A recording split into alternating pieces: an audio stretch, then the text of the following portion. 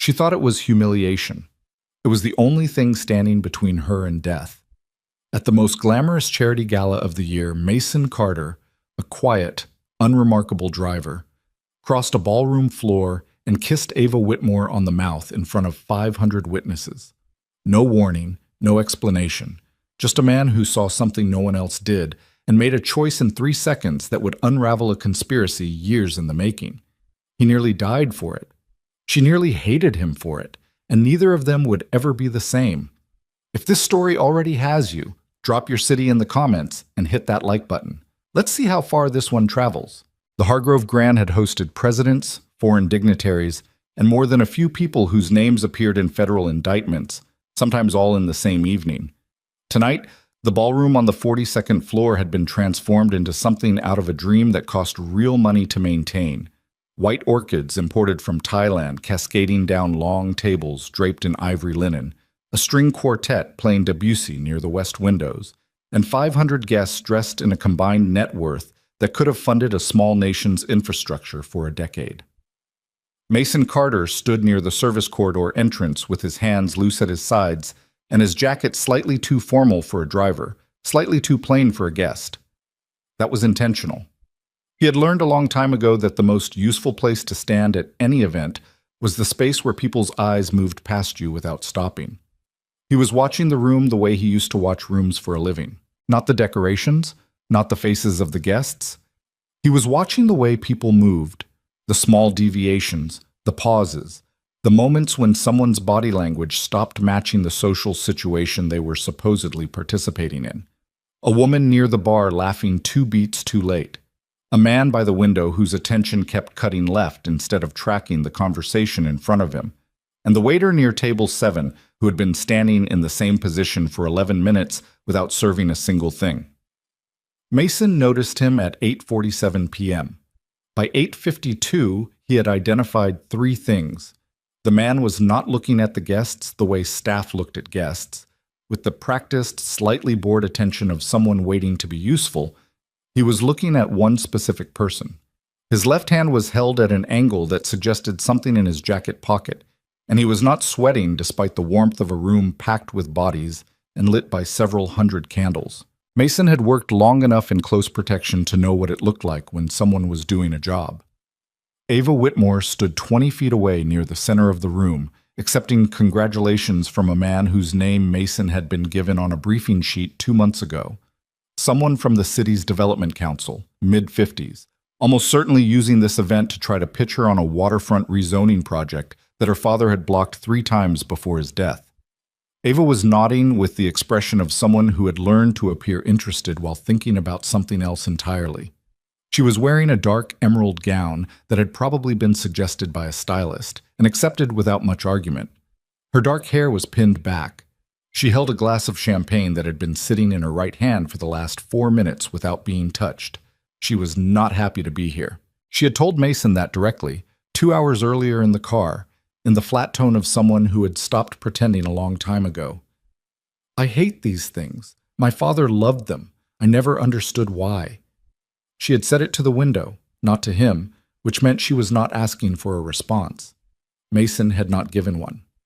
That was the shape of their working relationship, 2 months in, clean, professional, and conducted mostly in silence. Ava did not ask questions about him. He did not offer information.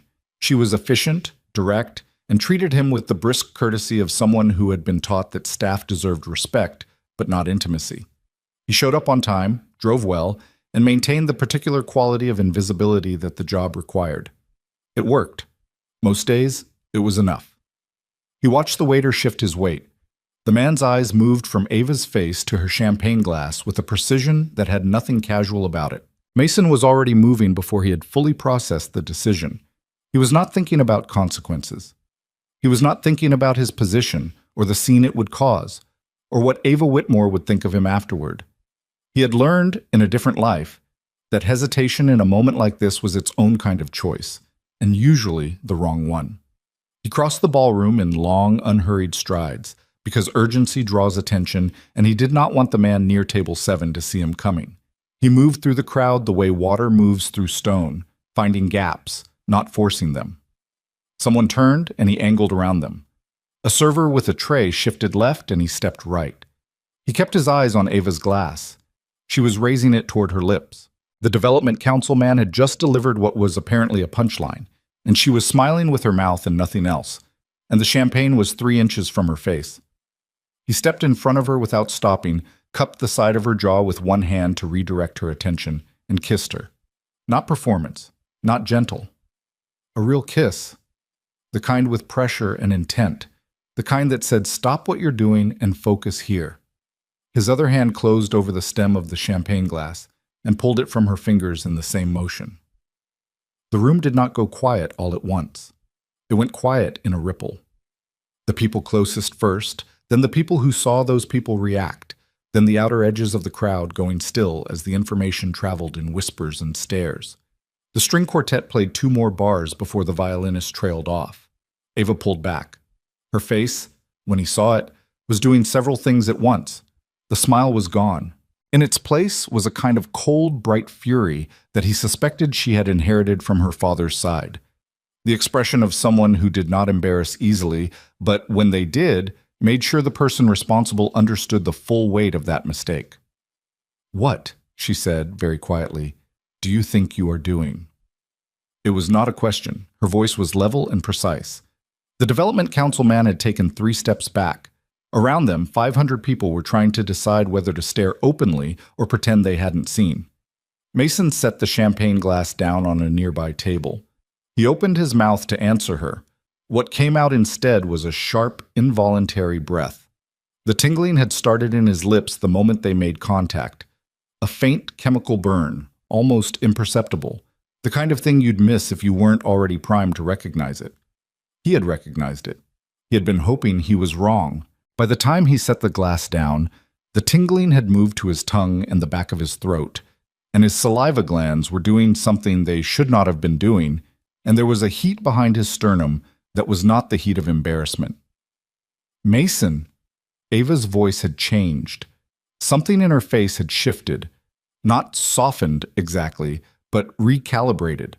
She was watching him the way she sometimes watched financial documents, not with feeling, but with the particular focus of someone who had noticed something that did not add up. I need you to step away from the center of the room," he said. His voice came out steady, which surprised him. "Right now, quietly. Don't look toward the service corridor." "What is happening?" "Ava." He had never used her first name before. The word came out with a weight that stopped her mid-sentence. "Please." She moved. He followed her, one hand at her elbow, not gripping, just present, toward the east side of the ballroom where a cluster of guests near the windows provided enough cover. His vision had a slight soft quality around the edges now, which he noted and filed away without allowing himself to react to it. His heart rate was elevated. His hands were steady. He was breathing carefully, through the nose, the way he'd been trained to manage physiological stress responses, and it was helping, and it was also not helping enough. "Tell me what's in that glass," Ava said. She had maneuvered them to the edge of the group near the windows, and her voice was barely above a murmur. Up close, her eyes were darker than he usually noticed. There was something behind the anger now, something that might, in worse light, have been frightened. "I don't know exactly," Mason said, "but the waiter who put it there has been standing near table 7 for 11 minutes without doing his job, and he spent most of that time watching you." She absorbed this. Her jaw tightened. "You kissed me to—" It was faster than explaining. "You were already raising the glass." She stared at him for a moment with an expression he couldn't fully read. Then something shifted in her face, a fractional softening that she immediately covered. "You took it into your mouth." "A small amount, probably. I don't know how much transferred before I pulled the glass." "And how do you feel right now?" He considered lying. He was good at it, had been once in a different context for professional reasons, but the honesty came out instead, the way it sometimes did when he was tired. "Not great?" Her hand closed around his arm, not the polite professional contact of an employer directing an employee. Something firmer than that, something that cost her something to do. "We're getting you out of here." "We need to locate now, Mason." He let her move him, partly because she was right. mostly because his legs had decided in the last 30 seconds to begin a conversation with the rest of his body about whether they were going to continue cooperating, and he was not confident about the outcome of that conversation. They were at the elevator before the cramps started. The hospital was 40 minutes from the Hargrove Grand, and Mason did not remember all of them. He remembered Ava on the phone in the back seat of the car, not his car, a hired car, because she had taken his keys without asking and driven herself, which he would have objected to if objecting had felt achievable. She was talking to someone in a voice that he recognized from the brief period during which he had attended board briefings. Her dealing with a problem voice, efficient and without tremor. He could not make out the specific words. The streetlights were doing something interesting outside the window. He remembered her hand on his forearm, pressing 2 fingers to his pulse point, then releasing. The contact was clinical, not tender. She was checking something, but it was there. He remembered a stretcher and a ceiling with fluorescent lights, and a nurse asking him questions that he answered correctly, which impressed him under the circumstances. He did not remember the next 6 hours. The room he woke up in was small and smelled like industrial cleaning solution and the particular staleness of recirculated hospital air. There was an IV line in his left arm. The light through the window blinds had the gray quality of early morning, 5, maybe 6 a.m. His mouth tasted like chemicals and copper, and the faint trace of something floral that he eventually identified as Ava Whitmore's perfume. He lay still for a moment, taking inventory. Headache, significant. Nausea, present, manageable. The burning in his throat had faded to a dull rawness. His hands, when he lifted them, were steady. The cardiac monitor beeped at a rhythm that sounded, to his admittedly limited self-diagnostic capability, like something that was not an emergency. He was alive. He had known he probably would be. He had taken in a very small amount, residue rather than the full dose, and had recognized the symptoms early enough to give the ER team something to work with. But there was always a gap between probably and definitely, and crossing from one side of that gap to the other did something to a person, even a person who had trained for years to be calm about risk. He thought about Ella. She had been at a sleepover at her friend Danica's house last night, a carefully orchestrated arrangement that he had confirmed twice and triple-checked the address for, because that was the kind of father he was. The kind who had learned that the world could move very fast and that children could not. She would be there until noon. She didn't know anything had happened. He needed to keep it that way. He needed to call her before noon. He needed to get out of this hospital. He needed, "You're awake." Ava was in the chair by the window. He hadn't seen her because she had been sitting very still, and because his initial inventory had been focused on himself rather than the room. She was still in the gown from the night before, though she had removed whatever had been holding her hair up, and it fell loose past her shoulders now. The emerald silk was wrinkled. There were shadows under her eyes that makeup had mostly concealed before and wasn't concealing anymore. She had been there all night. Mason processed this without saying anything for a moment. "You didn't have to stay," he said finally. "I'm aware of that. I would have been fine. You collapsed in my car. Fine is a generous word choice." She studied him with the same focused attention she had turned on him in the ballroom before everything went wrong. "How are you feeling?" "Better than I was." "That's not an answer." "Headache, throat, the rest is manageable." He shifted, trying to sit up. The IV line tugged at his arm. "Don't." She was out of the chair before the word was finished, pressing a hand flat against his shoulder. Not hard, but with enough conviction that he stopped. "The doctor said you need to lie still. They want to run more blood work when the morning shift comes in." "I have a daughter," he said. "She's at a sleepover. She gets picked up at noon. I need to... What's the address?" He looked at her. "Mason." She said his name the way he had said hers last night, with a weight that asked for cooperation rather than demanding it. "Give me the address. I'll arrange for someone to pick her up. Someone you trust or you don't, your choice. But you are not getting out of this bed at 6 in the morning with an IV in your arm because you're worried about a school pickup." He told her the address. She pulled out her phone and made a call, brief and specific, and he heard his neighbor, Mrs. Henshaw's name. He must have mentioned her once, in passing, though he couldn't remember when. And when Ava hung up, she said, "Done. She'll be at Danica's by 11:30. Mason was quiet for a moment. Thank you. Ava sat back down. She picked up the paper coffee cup from the windowsill, cold by now, almost certainly, and turned it in her hands without drinking from it. The police came by at 2 a.m., she said. I spoke with them. They found the waiter. He was already gone by the time security reached the service corridor, but there's footage of him entering the building through a catering vendor entrance with fake credentials. She paused. The champagne glass was taken as evidence. The toxicologist thinks it was a synthetic compound, not something you'd buy commercially. Whoever prepared it knew what they were doing. Mason let that settle. Any ID on the waiter? Not yet. He used a false name on the vendor registration. He wasn't working alone. He said it without inflection because it was obvious and because softening obvious things didn't help anything. Ava looked at him steadily. No, he wasn't. He had worked for her for 2 months, and in that time he had learned her habits and her moods and the particular quality of her silences, the way you learn the mechanics of any person you spend significant time with. He had categorized her, professionally, composed, intelligent, more guarded than she appeared, carrying something heavy that she had decided not to put down. He had kept her at the professional distance that the job required. Looking at her now, still in last night's dress, cup of cold coffee in her hands, having stayed through a night she did not have to stay through, he thought that he had been accurate in his assessment and that he had also missed things. My father, she said. The words came out careful and evenly weighted, the way you carry something fragile. Before he died, he was different the last few months. Distracted. He started keeping files locked that he used to leave open. He had a meeting with a lawyer that he didn't tell me about, which he had never done before.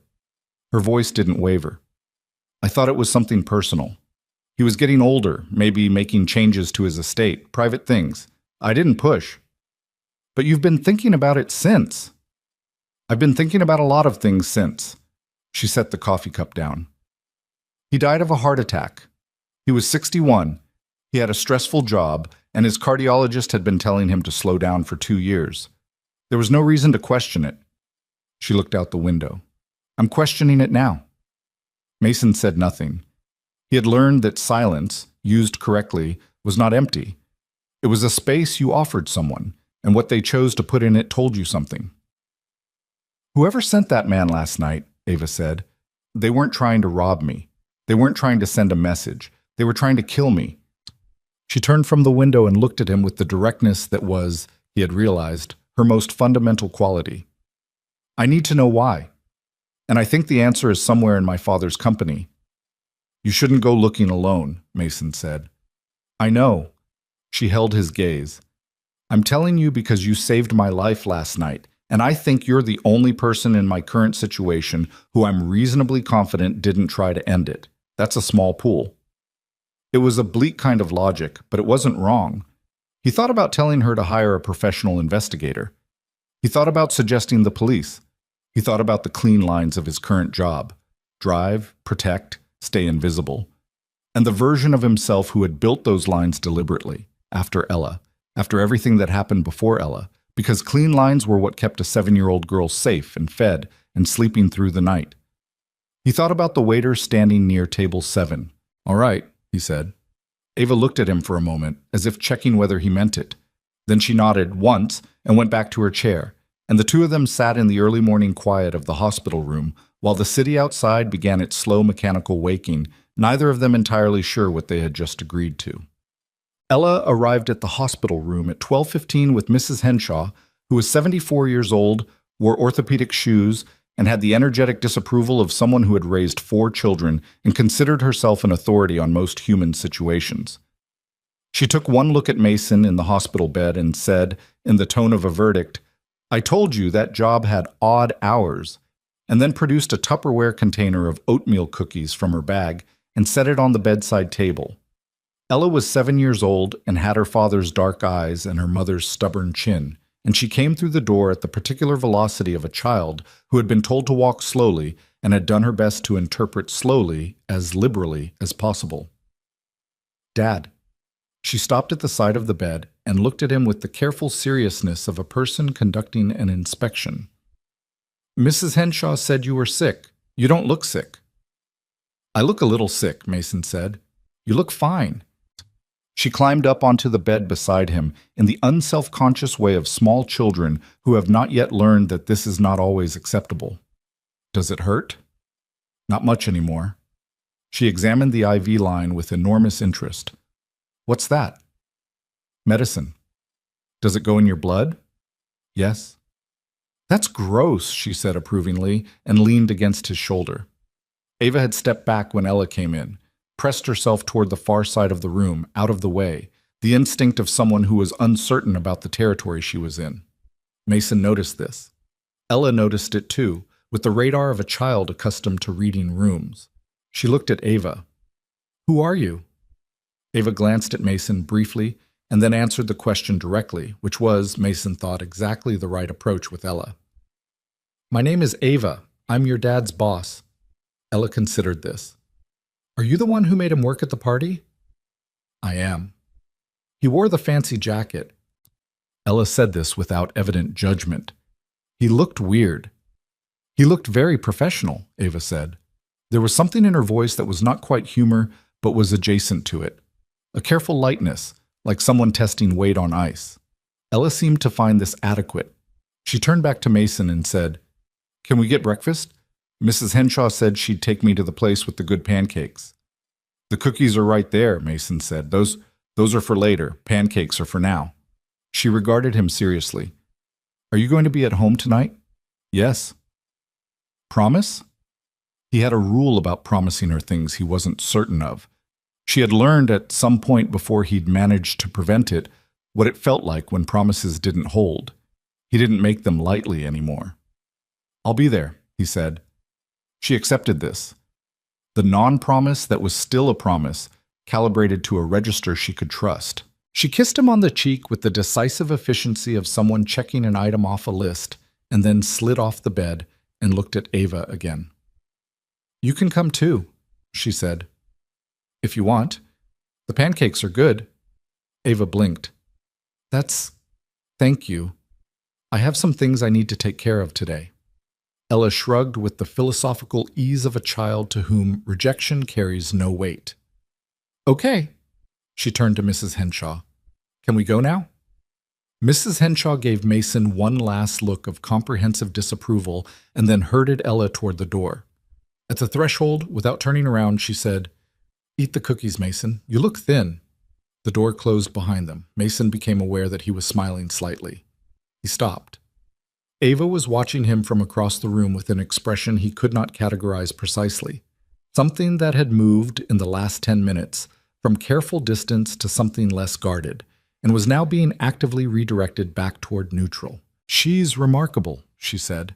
The word came out with a kind of honesty that suggested it hadn't been planned.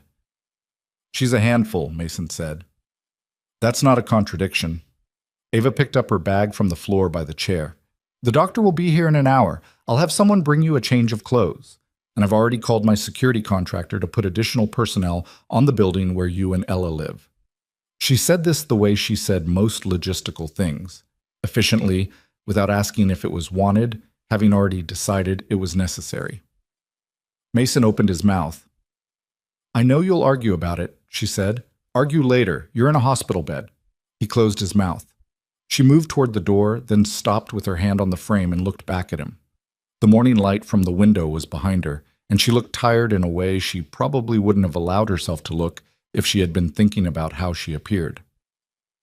Mason, what you did last night, what you risked. She stopped, started again. I'm aware that I don't have the words for that. I want you to know that I'm aware of it. He thought about several different responses. Most of them were wrong. Don't mention it was dismissive. It was my job was a lie that she would see through. I'd do it again was true, but felt like too much to say out loud, in this room, with the light doing what it was doing. Get some sleep, he said instead. You've been up all night. She looked at him for a moment. Then she nodded and left. Mason lay in the hospital bed in the quiet that she left behind, listening to the monitor beeped its steady count, and thought about the waiter near table 7 and the locked files Ava had mentioned, and a father who had died of a heart attack at 61, and the particular quality of a threat designed to look like nothing. He thought about Ella's face when she'd said promise. He thought about clean lines and the ways they could stop being enough. Through the window, the city was fully awake now, moving in its relentless and indifferent way, carrying its secrets the way it always had, in plain sight, buried in noise, waiting for someone willing to look. Mason reached for Mrs. Henshaw's oatmeal cookies. He had work to do. The discharge papers took longer than they should have, which was how most things at hospitals worked. Not through malice, just through the accumulated weight of a system processing too many people at once. Mason signed what needed to be signed, changed into the clothes Ava's assistant had brought over in a garment bag that probably cost more than Mason's monthly grocery budget, and walked out into the afternoon sun feeling like something that had been run through a machine and reassembled with most of the original parts. His throat still hurt. Not badly. A low rawness, like the aftermath of a bad cold, but enough to remind him, every time he swallowed, that yesterday had been real and not a particularly vivid stress dream. The car Ava sent was waiting at the curb. Not his car, a black SUV with a driver named Terrence, who was roughly the size of a refrigerator and communicated primarily through nods. Mason got in the back and spent the ride home with his head against the window, watching the city move past at the particular pace of a Tuesday afternoon, people going about the ordinary business of being alive in a way that felt, today, slightly more significant than usual. His apartment was on the 4th floor of a building that was clean but not new, in a neighborhood that was improving but hadn't finished yet. He had chosen it because the school district was good, and the street was quiet, and there was a park 3 blocks away where Ella could run without him having to track her every movement. It was small for 2 people. He had made it work. Mrs. Henshaw had left a note on the kitchen counter. Ella ate pancakes. She's fine. You should eat something that isn't hospital food. There's soup in the refrigerator. Don't be stupid again. The last line had been underlined twice. Mason put the soup on the stove and stood in the kitchen while it heated, not thinking about anything in particular, which was its own kind of thinking. He was very good at going still on the surface while everything underneath kept moving. It was a skill he'd developed early and refined over years, in circumstances that had required it. His phone rang at 3:15. Ava's name on the screen. He picked up. "How are you feeling?" she asked. "Better? What did you find?" A brief pause, the kind that meant she had expected a longer answer and was recalibrating. "You should rest." "Ava." Another pause. Then, with the business-like efficiency that he had come to recognize as her version of conceding a point, "My father's assistant. His name is Roland Fitch. He's been with the company for 16 years, but he called me this morning. He said there's something I need to see. He wouldn't tell me what it was on the phone. He wants to meet tonight." "Where?" "His home office. He lives in Clearfield Heights, about 30 minutes from the city." She said the next part carefully. "He sounded frightened, Mason." Mason took the soup off the burner. "I'll drive." "You were discharged from the hospital 4 hours ago. And I'm not asking you to go alone to a frightened man's house in Clearfield Heights." He said it without inflection, which made it harder to argue with. "What time?" A pause that was different from the previous ones, less strategic, more uncertain. 7. "I'll be there at 6:30. Istam." Roland Fitch lived in a house that had probably been aspirational when he bought it and was now simply comfortable. A 2-story colonial with a mature oak in the front yard and a porch light that came on automatically as they came up the walk. He answered the door before they knocked, which meant he had been watching for them through the front window, which told Mason something about the state of his nerves. He was in his mid-50s, slight build, with the kind of face that had spent most of its life looking careful, and was now looking careful and scared, which was a different combination. He shook Ava's hand with both of his, the grip of someone who needed the contact. He looked at Mason with the brief, assessing glance of a person trying to determine whether a stranger was a threat, decided something, and stood back to let them both in. The house smelled like old books and coffee, and the faint trace of pipe tobacco that had probably been banned indoors years ago and lingered in the walls anyway. Roland led them to a study at the back of the house. Floor-to-ceiling shelves, a desk buried in stacked folders, a pair of reading chairs that had been moved to create space. He did not offer them anything to drink. He sat behind the desk and looked at Ava, the way a person looks at something they've been carrying for a long time and are finally putting down. I've been trying to decide whether to do this for 4 months, he said. Since the funeral. Do what, Roland? Ava said. Her voice was patient. She had seated herself in one of the reading chairs. Mason had positioned himself standing near the door. Habit, not choice. Roland opened the top drawer of his desk and removed a manila envelope, well worn at the corners, the kind of envelope that had been handled many times. He set it on the desk but kept his hand on it. Your father came to me 8 months before he died. He was different. You know how he was, Ava? 60 years old, and he still moved like someone who had somewhere important to be. But that day, he sat down in my office and he looked like he hadn't slept in a week. He paused. In the silence, somewhere outside, a car passed. He told me he'd found something. In the quarterly reports, a pattern of transfers, small amounts, routed through subsidiary accounts in a sequence that was designed to look like routine operational costs. Individually, none of them would have triggered an audit flag. But he'd been going through the ledgers manually. He still did that. Even at his level, he always said the numbers told you things the summaries hid. And he'd found the pattern. Roland's hand pressed flat against the envelope. Someone had been stealing from the company for years, not aggressively, carefully. The kind of careful that knows exactly where the oversight gaps are. Ava was very still. How much? Your father estimated between 12 and 15 million over 7 years. The number landed in the room and sat there. Ava's expression did not change, but something in her jaw did. A tightening, almost imperceptible. He knew who it was? Mason asked. Roland looked at him. He had a strong suspicion. He didn't want to say the name to me. He said the less I knew directly, the safer I'd be. But he was building a case. He was documenting everything, pulling records, cross-referencing transfers. He gave me this. He pushed the envelope across the desk toward Ava and told me to keep it somewhere that wasn't the office. He said if anything happened to him, I should give it to you. Ava's hand moved to the envelope and stopped. Why didn't you give it to me at the funeral? Roland's face did something complicated. Because I was afraid. I know how that sounds, but your father thought the risk was serious enough to warn me explicitly, and then 3 months later he was dead, and... He stopped, swallowed. I'm sorry, Ava. I should have come to you sooner. I know that. Ava picked up the envelope. She opened it. Inside were photocopied documents, financial records, transaction logs, internal memos, pages covered in her father's handwriting, which she had not seen in 4 months and which caused something to move across her face that she controlled before it could become visible, but not quite fast enough. Mason looked away. He was not sure why. Some privacy reflex. He studied the bookshelves instead.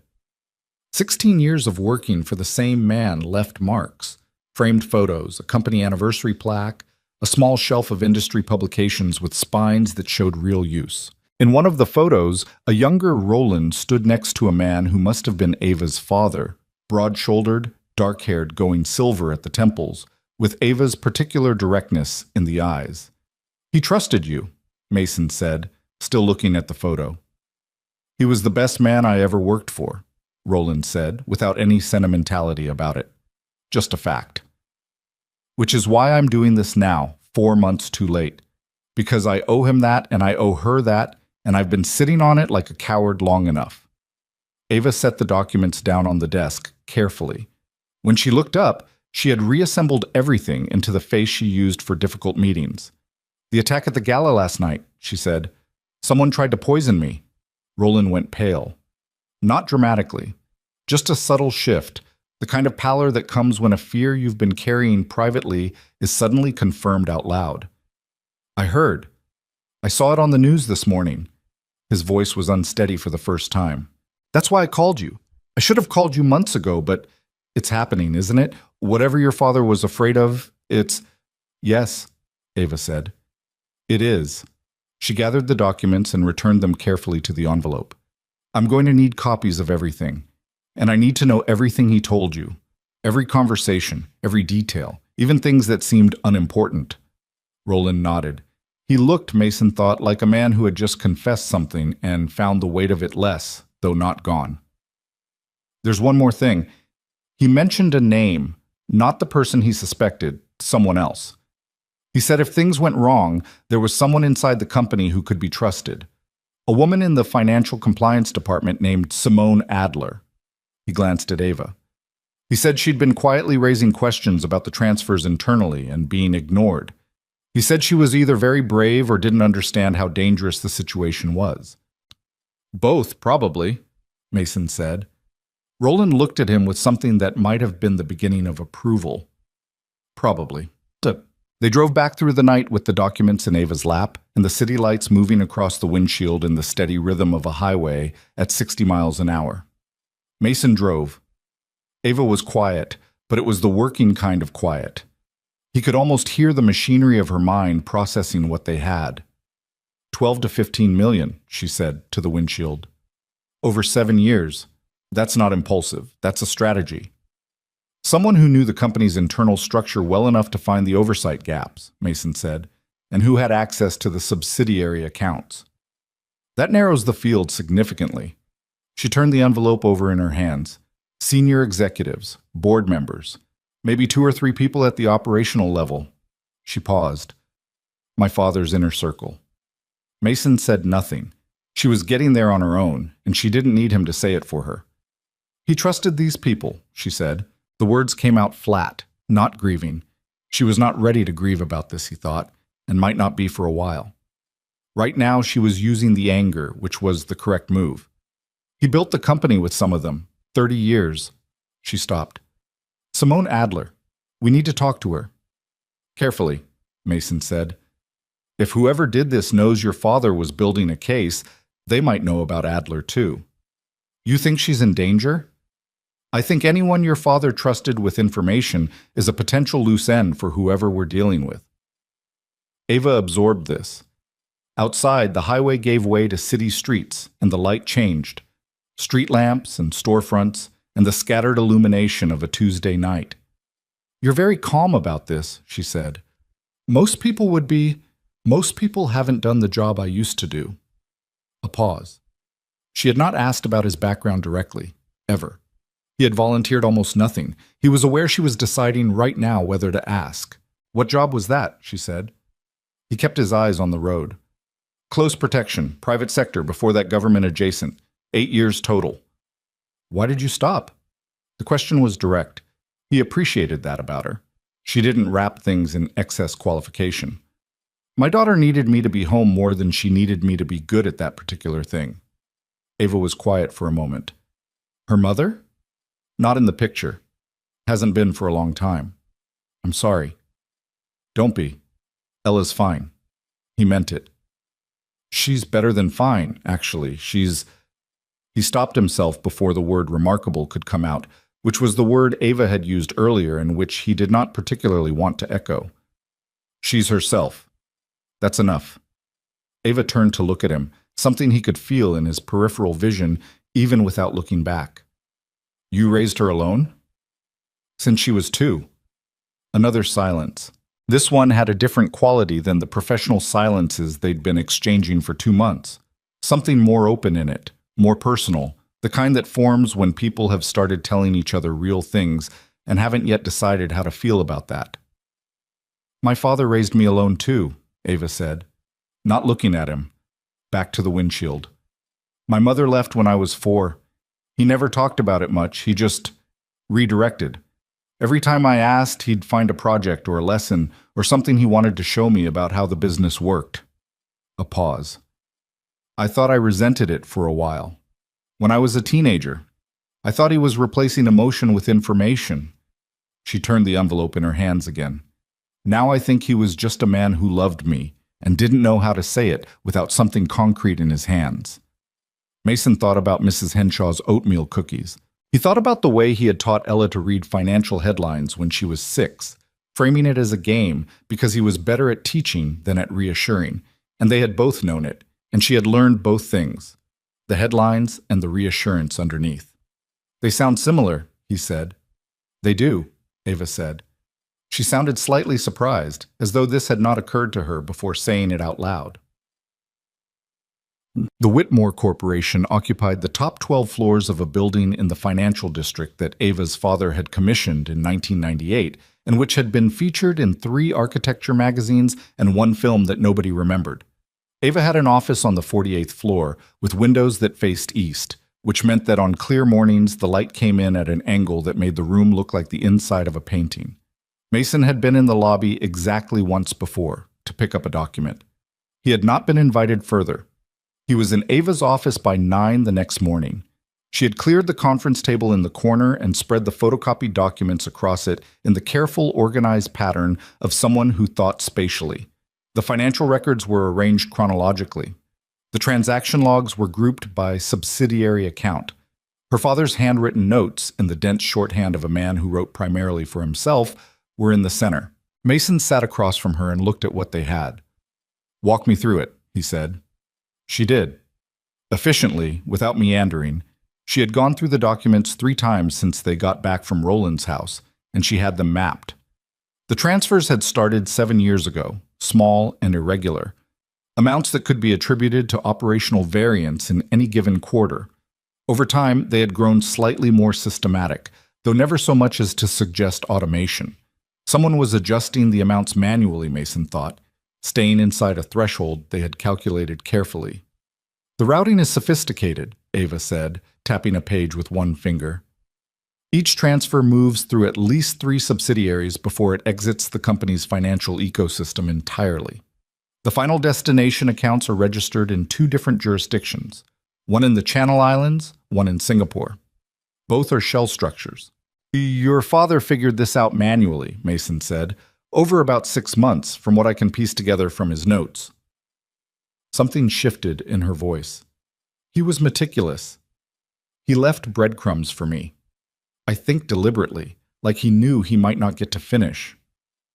Mason looked at the handwritten notes, dense columns of numbers with circled anomalies, arrows connecting entries across pages, the occasional word, "Why?"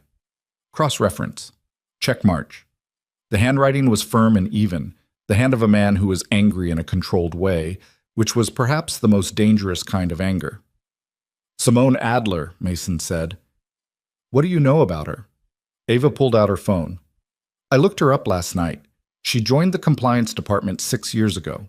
Her employment reviews are consistently strong. She submitted 2 internal reports in the last 3 years, flagging anomalies in subsidiary account activity. Both were reviewed and closed without action by the head of internal audit." "Who's the head of internal audit?"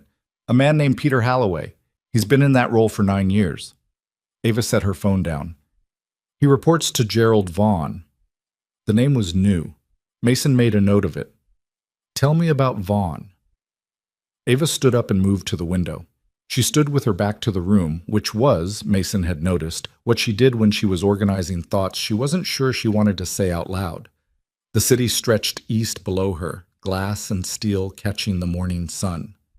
"Gerald Vaughn is 63 years old," she said. "He's the executive vice president of operations, effectively the second most senior person in the company after me. He and my father built the international division together in the early 90s. He was my father's best man at his second wedding, the one that didn't last."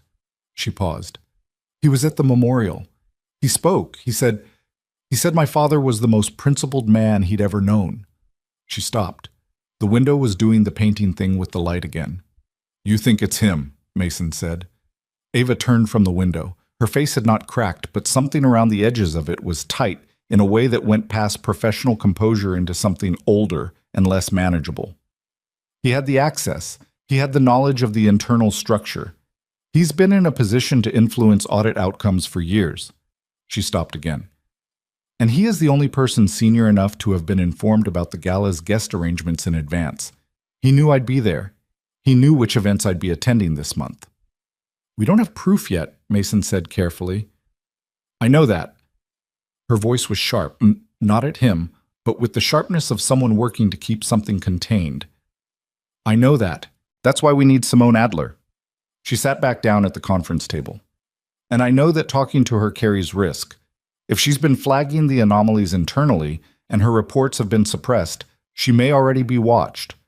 We need to approach her carefully." "Not at the office," Mason said. No, not by phone. Agreed. You have her home address? Ava gave him a look. I have access to HR records, yes. Then we do this in person, unannounced, somewhere she controls. And we don't tell anyone in this building that we're doing it. Ava held his gaze for a moment. You're good at this, she said. It came out less like a compliment and more like an observation, the kind you make when you're updating a previous assessment. I used to be, he said. You still are. She said it simply, without decoration, and reached for the financial records again. Simone Adler lived in a third-floor walk-up in the Grayfield district, 20 minutes from downtown, in a building that was exactly what it looked like, solid and unglamorous. The building equivalent of someone who has decided to stop caring what things look like and start caring whether they function. There were pot plants on the stairwell landings that suggested at least one tenant with persistent optimism. The mailboxes were labeled in different people's handwriting. Ava knocked. Mason stood slightly back and to the side, which was a habit he had stopped apologizing for. 30 seconds. Then the sound of movement and a voice on the other side of the door. Who is it? My name is Ava Whitmore, Ava said. I think you knew my father. I think he trusted you. And I think you've been trying to do the right thing for a while and nobody's been listening. Silence. Then the door opened. Simone Adler was in her late 30s, with short natural hair and the kind of steady evaluating gaze that Mason associated with people who have learned to make quick decisions about whether to trust what's in front of them. She was in weekend clothes, Saturday morning clothes, and she looked at Ava the way people look at something they've been waiting for without quite believing it would come. I wondered, she said, if you'd ever come. She stood back and let them in. Her apartment was small and ordered, the walls covered in a combination of artwork and, Mason noted, a pinboard near the desk in the corner that was covered in printed documents and color-coded notes, the kind of thing you built when you were working a problem too big for any individual piece of paper. Simone poured coffee without asking if they wanted it, which was the right call. She sat across from them at the kitchen table and wrapped both hands around her mug and looked at Ava directly. Your father called me once, she said, about 5 months before he died. He asked me a series of very specific questions about subsidiary account reporting procedures and how anomalies would typically get escalated. He didn't explain why. He called from a private number. She paused. I told him the truth, which is that I had been filing reports and watching them disappear. Suppressed by Holloway, Ava said. Simone blinked, the brief, genuine blink of surprise. You've been doing your homework. My father did the homework, Ava said quietly. I'm finishing it. Simone looked at her for a moment. Then she nodded, once, and stood up and went to the pinboard. She unpinned a thick folder and brought it back to the table. I've been keeping my own copies. Everything I submitted internally, plus the original transaction data I flagged, plus my analysis of the routing structure. She set it on the table. I was going to go to a financial regulator eventually, but I was scared and I kept thinking someone inside the company would do it first, and they didn't. You're not wrong to have been scared, Mason said. He said it without drama, which made it land more solidly than if he'd tried to soften it. Someone tried to kill Ava 4 days ago. Simone's hands went still on her mug. I heard about the gala. I didn't know. It was targeted, Ava said. Whoever we're dealing with is serious, which means you may also be at risk, given the reports you filed and what you know. The color in Simone's face shifted. Not panic. She was too composed for outright panic, but a recalibration, the look of someone who had known intellectually that a thing was dangerous and is now understanding it in a different, more physical way. What do I do? Right now? Don't go into the office until we tell you it's clear, Mason said. If anything unusual happens, if anyone approaches you, if you feel like you're being watched, you call this number. He wrote his personal cell on a piece of paper and pushed it across. Not the police, not anyone from the company. This number. Simone took the paper, looked at it, looked at him. Who are you exactly? Her driver, Mason said. Simone looked at Ava. He's more than that, Ava said. The simplicity of it, no qualification, no elaboration, was the most direct thing she had said about him to anyone, And Mason found, to his mild surprise, that this registered in a way he hadn't anticipated. He did not say anything. He picked up his coffee. Simone said, "There's one more thing. In the most recent batch of transactions I flagged, the ones from 8 months ago, there's a payment that's different from the others. It's larger, significantly larger, and it's not routed through the subsidiary chain. It goes directly to an account I can't trace." She opened the folder and pointed to a line item. $380,000. Single transaction. The timing? She looked up, and her voice was careful and level and carried the weight of what she was about to say, is consistent with the week before your father died. The kitchen was very quiet. Outside, somewhere on the street below, a car horn sounded, brief and ordinary. The noise of a city that did not know or care what was being said in a third-floor apartment in the Grayfield district on a Wednesday morning. Ava looked at the document. Mason looked at Ava. She did not cry. He had not expected her to. Not here, not now. But he watched something travel across her face, something without a clean name, the kind of thing that happens when a fear you have been carrying in the vague, formless space of maybe suddenly becomes specific and documented and real. She looked up at Simone. Her voice was absolutely steady. "Can you give me a copy of that?" "I'll give you everything," Simone said. They left 40 minutes later with 2 folders, a USB drive, and the particular kind of heavy silence that follows a confirmation nobody wanted. On the sidewalk below Simone's building, Ava stood for a moment in the pale November light, not moving, her eyes on the middle distance. Mason stood beside her and did not rush her. "He was murdered," she said finally. Not a question, not a breakdown. A statement of fact delivered in the voice of someone who has decided that facts are what they have to work with, and they will work with them. "The evidence is building that way," Mason said. "Gerald Vaughn." She said the name like she was picking it up and weighing it, deciding what to do with it. "He was at the memorial. He shook my hand and said my father would have wanted me to be strong." Mason didn't say anything. Some things don't need a response, and some responses would be wrong. She turned and looked at him. Her eyes were dry and very clear. "I'm going to take him apart," she said. "Every financial record, every transaction, everything my father documented, everything Simone collected. I'm going to build something so complete that there is no room left to maneuver." "That's the right approach," Mason said. "Careful, thorough, nothing that can be challenged. I know how to build a case." There was something in her voice, not exactly pride, but something adjacent to it, a competence taking hold. "My father taught me.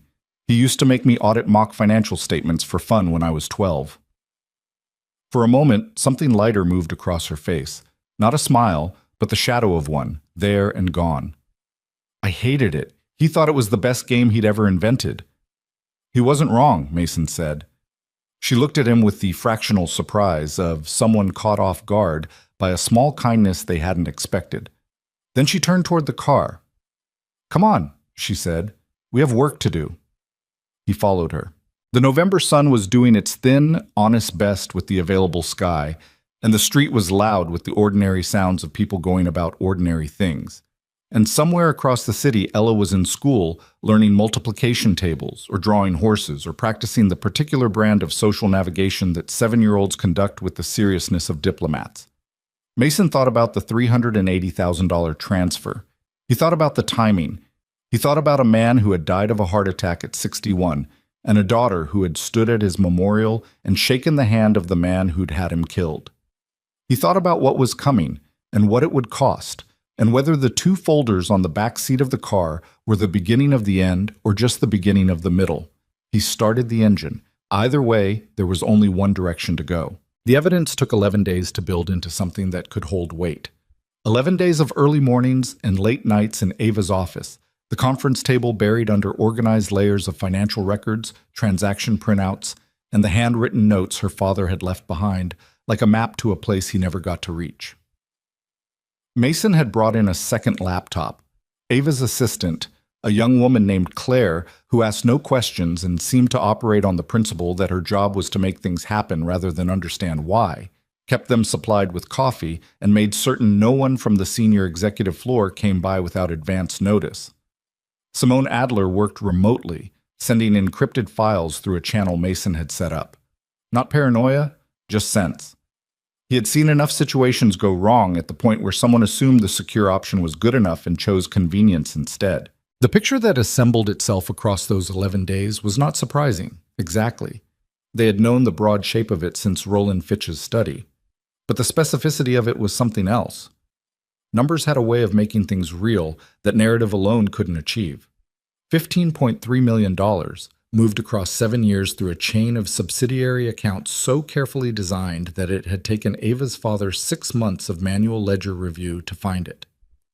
38 separate transactions, 11 different intermediary accounts, 2 final destination structures in jurisdictions chosen specifically for their limited cooperation with international financial investigators, and 1 payment that stood apart from the rest, $380,000. Direct transfer, no subsidiary routing, timed to the week before Richard Whitmore's death. Mason had spent 2 days on that payment alone. The destination account was a shell, but shells had seams if you knew where to apply pressure, and he had spent 8 years in a profession where knowing how money moved and who it moved for was a survival skill. He called in a favor from a former colleague, a woman named Dana Priest, who now worked in financial intelligence for a private firm in Washington, and who owed him a professional debt he had been saving for something that mattered. She called back in 36 hours. "The account traces to a holding company registered in the Cayman Islands," she said. "The holding company's beneficial owner is listed as a trust, which is common enough, but the trust has a corporate trustee that I can trace through 2 more layers to a law firm in the Channel Islands that has, in the last 4 years, handled financial arrangements for at least 6 individuals connected to organized private security contracting." Mason had sat with that for a moment. "You're saying the payment went to someone who arranges professional violence?" "I'm saying the payment went somewhere that has historically been associated with that kind of arrangement. I can't prove a direct line, but the structure is consistent." A pause. "Mason, what is this?" "Something I'm trying to finish before it finishes someone else," he said. Dana was quiet for a moment. "Be careful. Always." He was not always careful, but he was careful about the things that mattered. When he brought this to Ava, she received it sitting behind her desk with the stillness of someone absorbing a blow they had prepared for, but that lands differently than the preparation suggested. She read his summary twice. Then she set it down and looked at the window for a long time. "He paid someone to kill my father," she said. "The evidence is strongly suggestive of that," Mason said. "It's not a confession, but combined with everything else, it's enough." Her voice was flat and certain. "It's enough for me." "It needs to be enough for a prosecutor," he said carefully, "which means we can't move on it until we have the full picture documented and in the hands of someone we trust." She looked at him. "Are you telling me to be patient?"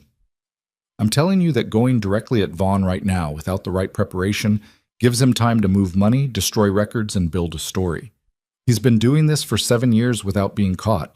He's not careless." Mason held her gaze. "We do this right, or we don't do it at all." She held his gaze for a long measuring moment. Then she exhaled, slowly, the breath of someone releasing something they wanted to act on before they were ready. "Fine. How do we do it right?" He had been thinking about that for 2 days. "We need him to say it himself." The plan had a simplicity to it that Mason liked, because simple plans had fewer points of failure. Ava would contact Gerald Vaughn directly. She would tell him that she had been reviewing her father's private financial records and had found irregularities she wanted to discuss with him privately, as a trusted member of her father's inner circle, as someone she turned to for guidance. She would frame it as confusion rather than accusation. She would suggest she was open to a quiet resolution. She would let him hear, underneath the words, the thing that powerful men who have been operating without consequence for years most wanted to hear, that the person who could expose them was uncertain and looking for a way out of the situation rather than a way through it. And when he believed that, when he relaxed into the confidence of someone who had already won, she would let him talk. Mason would be close enough to intervene if the situation changed. The recording would be running the entire time. Ava heard it all and then said, "You think he'll admit to it?" "I think men who have gotten away with something for 7 years and who believe they're still getting away with it have a habit of explaining themselves," Mason said, "especially to someone they consider manageable. You're 30 years old and you just inherited a company you don't have your father's history with. To Vaughn, that's an opportunity, not a threat. Something moved across Ava's face, a cold precision settling into place. He underestimates me. That's the whole plan, Mason said. She looked at him with the expression she sometimes wore when he had said something that landed exactly where she needed it. Not gratitude exactly. Something more like recognition. All right, she said. Set it up. She called Vaughn from her office the next morning, with Mason sitting across from her in the recorder. A clean device, nothing networked, nothing that could be remotely accessed, running on the desk. Vaughn picked up on the second ring. His voice, when she introduced the topic, shifted in a way that Mason caught and Ava caught. A fractional tightening, the practiced smoothness of a man recalibrating in real time. But he agreed to meet. Of course he agreed to meet. A confused young CEO who had found some irregular records and wanted a trusted senior advisor's guidance was precisely the kind of situation he would want to control in person. They set it for 2 days later. A Thursday evening, after hours, at a private dining club near the financial district that Vaughn used for sensitive conversations. His suggestion, which told Mason something. He was most comfortable on ground he controlled. That was fine. Control was an illusion anyway, and it was a more dangerous one when you believed in it too completely. The 2 days between were the longest kind. Mason drove Ella to school in the mornings and found himself sitting in the school drop-off line thinking about contingency plans and exit routes, running scenarios with the part of his brain that had never entirely stopped doing that, even in the years when he'd tried hardest to redirect it. Ella, in the back seat, provided a running commentary on the social dynamics of second grade that required enough of his attention to keep him mostly in the present. Danica says Marcus took her eraser on purpose, but I think he just picked it up by accident, Ella said on Thursday morning, the day of the meeting. But Danica is really sure. What do you think you should do? Mason said. I told her maybe ask him, but she says if she asks him and he says it was an accident, then she still doesn't get an apology. She wants the apology more than the eraser. Ella considered this with the seriousness of a small philosopher. Yeah, I think so. A pause. Is that wrong? No, Mason said. Most things people argue about aren't really about the surface thing. The surface thing, Ella repeated, tasting the phrase. You mean the eraser? I mean the eraser. She was quiet for a moment. Dad, are you okay? He looked at her in the rearview mirror. She was watching him with the particular attention she deployed sometimes, inherited from nobody he could identify, a quality that was entirely hers, that saw more than 7-year-olds were supposed to see. I'm fine, he said. You've been quiet for like 3 days. I have a lot on my mind. Is it the work thing? What work thing? I don't know. You have a work thing. You always look like that when you have a work thing. She adjusted her backpack straps. Mom used to say you carried stuff in your shoulders. He had not expected that. He was quiet for a moment, hands on the wheel. She said that? Yeah. Ella said it simply, without weight. She had only the vaguest memories of her mother, and she had learned to handle them the way you handle something that doesn't fit neatly anywhere, carefully, without forcing it. I don't remember who told me. Maybe it was Grandma. She looked out the window. Your shoulders do look like that, though. He dropped her at school and sat in the parking lot for a few minutes afterward, which he did not ordinarily do. Then he drove to Ava's building. The private dining club was called Alderton's, which was the kind of name that communicated exactly what it wanted to. Old money, discretion, the sort of establishment that had been hosting conversations it was better not to have in public since sometime in the 1950s. Dark wood paneling, tables spaced far enough apart that privacy was architectural, not just social. A staff trained to be present only when needed. Mason had walked the space that afternoon, under the pretext of confirming a reservation. He had identified the entrance points, the sight lines, the location of the room Vaughn had booked for the evening. A private dining room off the main floor. 6 seats, 1 door, a window that opened onto an interior courtyard 3 floors below. The window was not a viable exit. The door was the only way in and out. He had also spent 40 minutes on Gerald Vaughn's background. Not the professional biography. He had that from Ava. but the other kind. Vaughn had a home in the Whitfield suburb, a second property in coastal Maine, a daughter at a private university in Boston. He drove a car registered in his wife's name, which was either tax strategy or old habit. He had 2 speeding violations in the last decade, both dismissed. He had never held a firearms license. This last detail was relevant. At 6:45 p.m., Ava stood outside Alderton's in a dark suit that cost what Mason used to make in a month, her hair back, her face carrying the precise expression they had discussed, worried, uncertain, slightly overwhelmed, vulnerable enough to invite confidence, composed enough to be credible. "Last chance to go over it," Mason said. "I know what to do." She said it without dismissiveness, a statement of fact, the reassurance of someone who had rehearsed enough to stop needing rehearsal. "The recorder is on. If he says anything that escalates the situation physically, I know. If it goes sideways at any point, you find a reason to go to the bathroom, and you text me the word clear, and I come in." "I know, Mason." She looked at him. In the evening light outside the restaurant, with the city doing its Thursday night things around them, she looked less like the Ava Whitmore he had driven to events for 2 months, and more like a person who was about to do something hard and had decided to do it anyway. "How do I look?" He studied her. "Exactly right," he said. "He'll see someone he can manage." Something flickered in her eyes. "Good." She straightened, almost imperceptibly. "Don't go far." "I'll be at the bar." She went in. He watched the door close behind her, and then he waited 30 seconds and followed. The bar at Alderton's was a dark, quiet affair, with a bartender who moved with the economy of someone who had been doing the job for 20 years and saw no reason to perform it.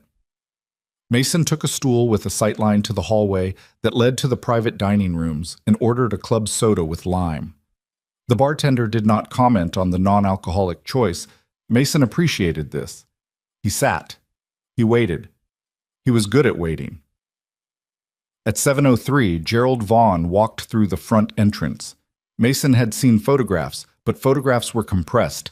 They flattened the quality of presence, which was the thing that told you the most about a person. Vaughn was tall, well-built for his age, with the kind of silver hair that men in his position cultivated as an asset. He moved with the particular confidence of someone who had been important for long enough that importance had become structural, not performed, just embedded. His suit fit perfectly. His face was arranged in an expression of warm senior concern.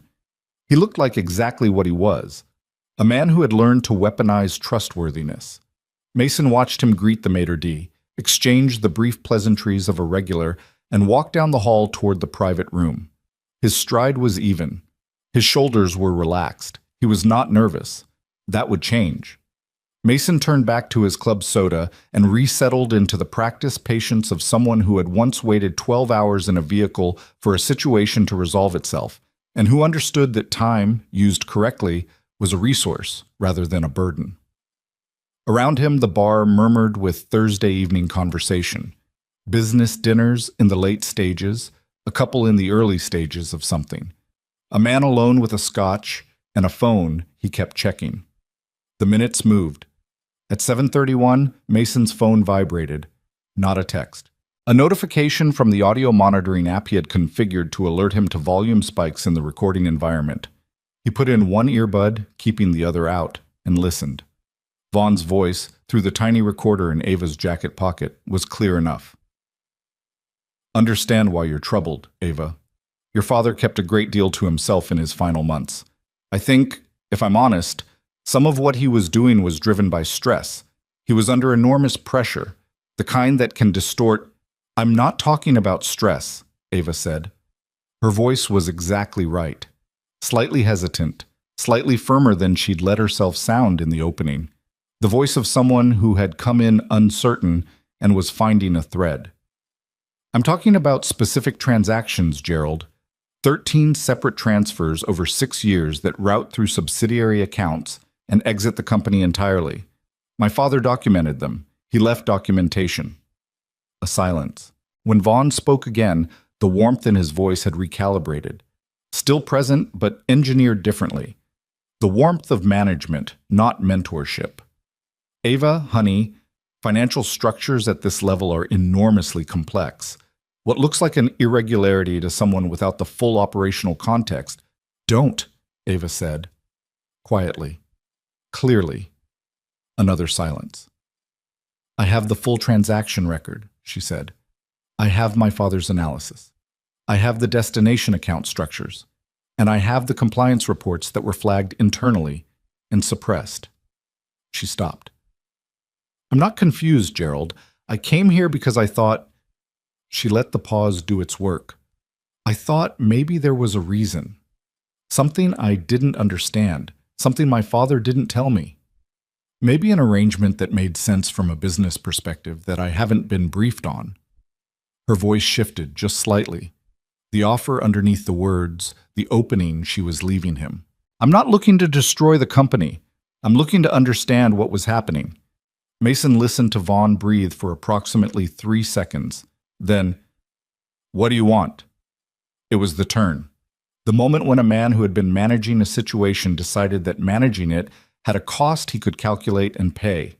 Mason had seen it before, in different contexts. The precise instant when someone stopped defending and started negotiating. I want the truth, Ava said. That's all. The truth, Vaughn said, and there was something in the word now.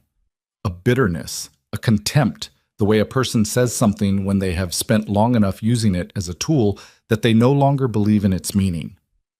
The truth is that your father built something worth $3 billion and spent 30 years being principled about it while the world around him changed. The truth is that the operational costs he refused to acknowledge, the relationships that required maintenance, the arrangements that kept certain regulatory processes moving in the right direction, those costs had to come from somewhere. You're describing bribery, Ava said. I'm describing business, Vaughn said. The kind your father was too proud to do himself, so someone else had to do it for him. Someone else, Ava said. You. I kept that company viable for 20 years in markets your father didn't want to understand. 15 million over 7 years to maintain the relationships and the arrangements that made his moral clarity affordable. His voice had taken on the quality of someone who had rehearsed this justification in private until it felt righteous. He found out. He didn't want to understand context. He just... The word came out with a flatness that said everything, decided to be Richard Whitmore about it. The room was quiet for a moment. Outside in the bar, Mason had gone very still. He was going to expose me, Vaughn said. Turn me over to regulators, people he'd built relationships with over 3 decades. Destroy everything, including himself, including the company, because he'd rather be right than be practical. A pause. I couldn't allow that. You couldn't allow it, Ava said. Her voice was absolutely even. So you arranged for him to die. The silence that followed was 4 seconds long. Mason counted. I arranged for a medical situation to occur, Vaughn said, in a man who his own cardiologist had told repeatedly that his heart was under strain. I accelerated something that was going to happen anyway. He said it the way people say things they have told themselves so many times that the words have stopped feeling like confessions and started feeling like explanations. It wasn't murder, Ava said. It was murder. Vaughn heard something in her voice. Maybe the certainty. Maybe the steadiness where he had expected grief or hesitation. Maybe the absence of the vulnerability he had walked into this room believing in. His next words came out differently. Flatter, more alert. Ava, and you sent someone to poison me at the Hargrove Grand, she said, because I was getting too close. Ava, a different tone now, calculating. Whatever you think you have, I have you saying it in your own words. The silence this time was different.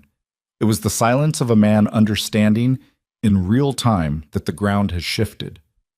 Mason was already moving off the bar stool.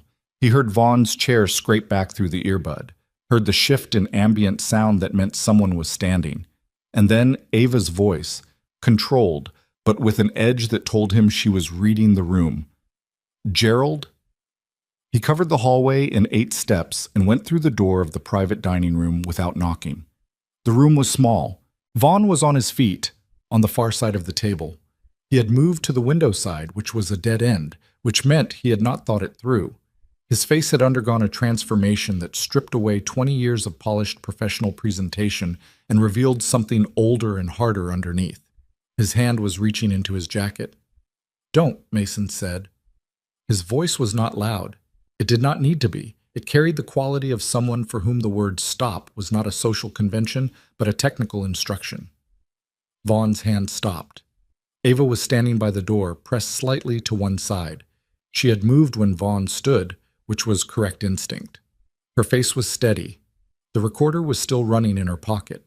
He could see it in the slight set of her jaw, the deliberate control of her breathing. "Take your hand out of your jacket," Mason said. Slowly. "Show me what's in it." Vaughn looked at him, then at Ava, then back at Mason.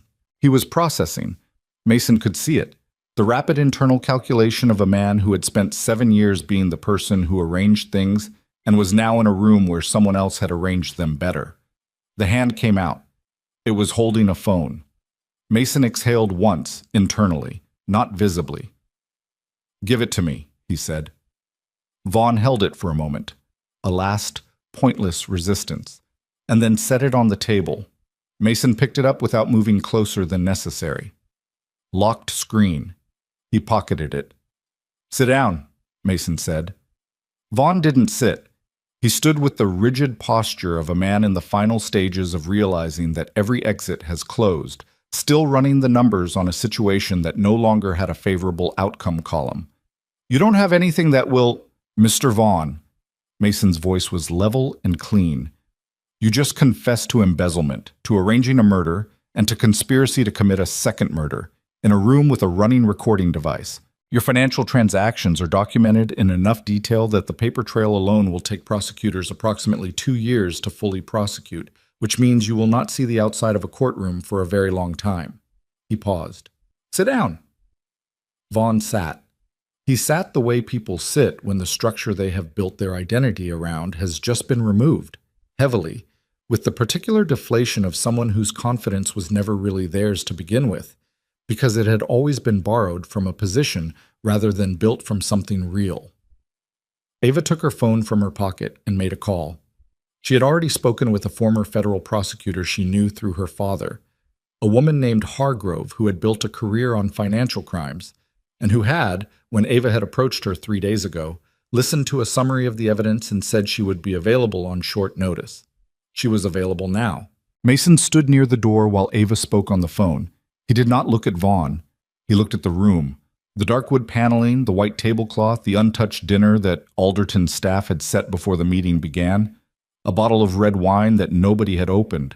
He thought about Richard Whitmore, doing manual ledger reviews in a company he had built over 30 years, finding something he hadn't been looking for, deciding what to do about it. He thought about the kind of man it took to decide that principle was worth the cost. He thought it was a shame they hadn't met. Ava ended the call. She stood in the center of the room with the recorder in her hand now.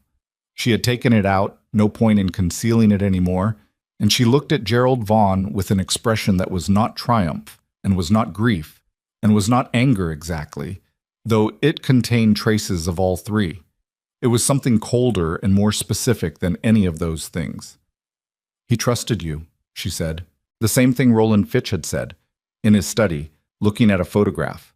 But from Ava, it landed differently. 30 years. "He trusted you."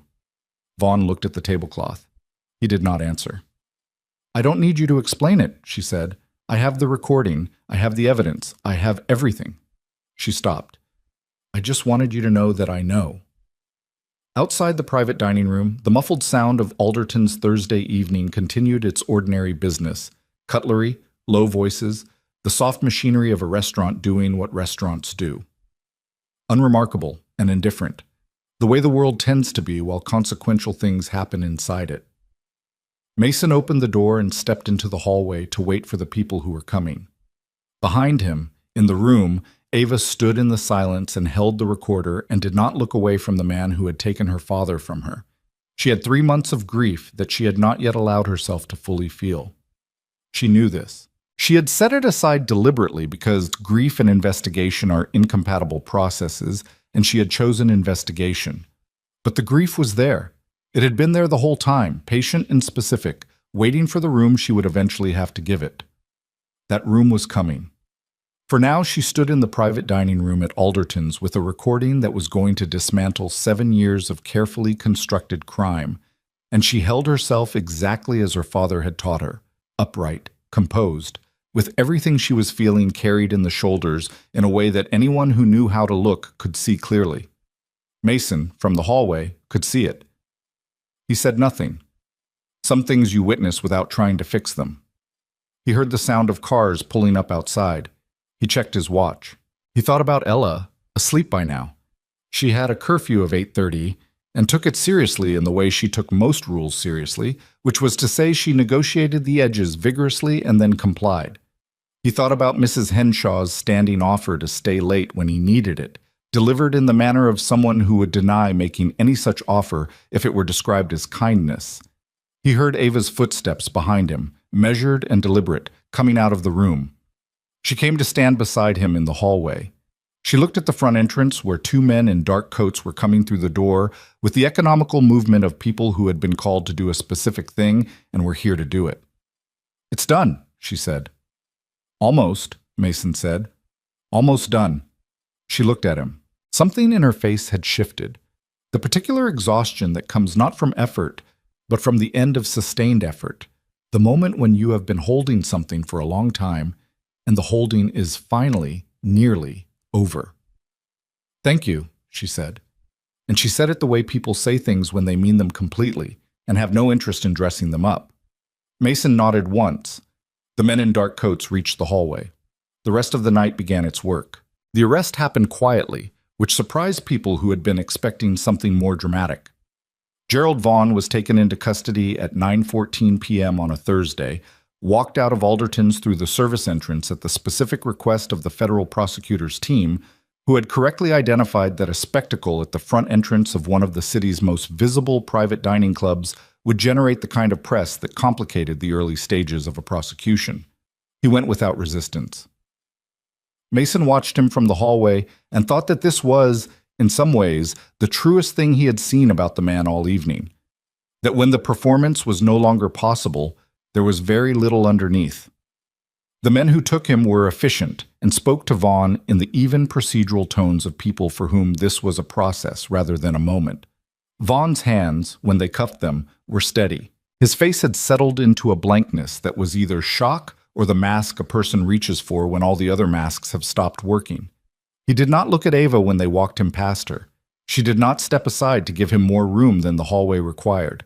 The female prosecutor, whose name was Christine Hargrove, and who had the focused intensity of someone who had spent 30 years turning financial crimes into viable federal cases, arrived 15 minutes after the arrest. She was in her mid-60s, wore reading glasses on a chain around her neck, and looked at the recording device Ava handed her with the expression of someone receiving exactly the piece they had been missing. "Full confession," Ava said. "Embezzlement, admitted. Murder of my father, admitted. Conspiracy to commit a second murder, admitted. All on the recording."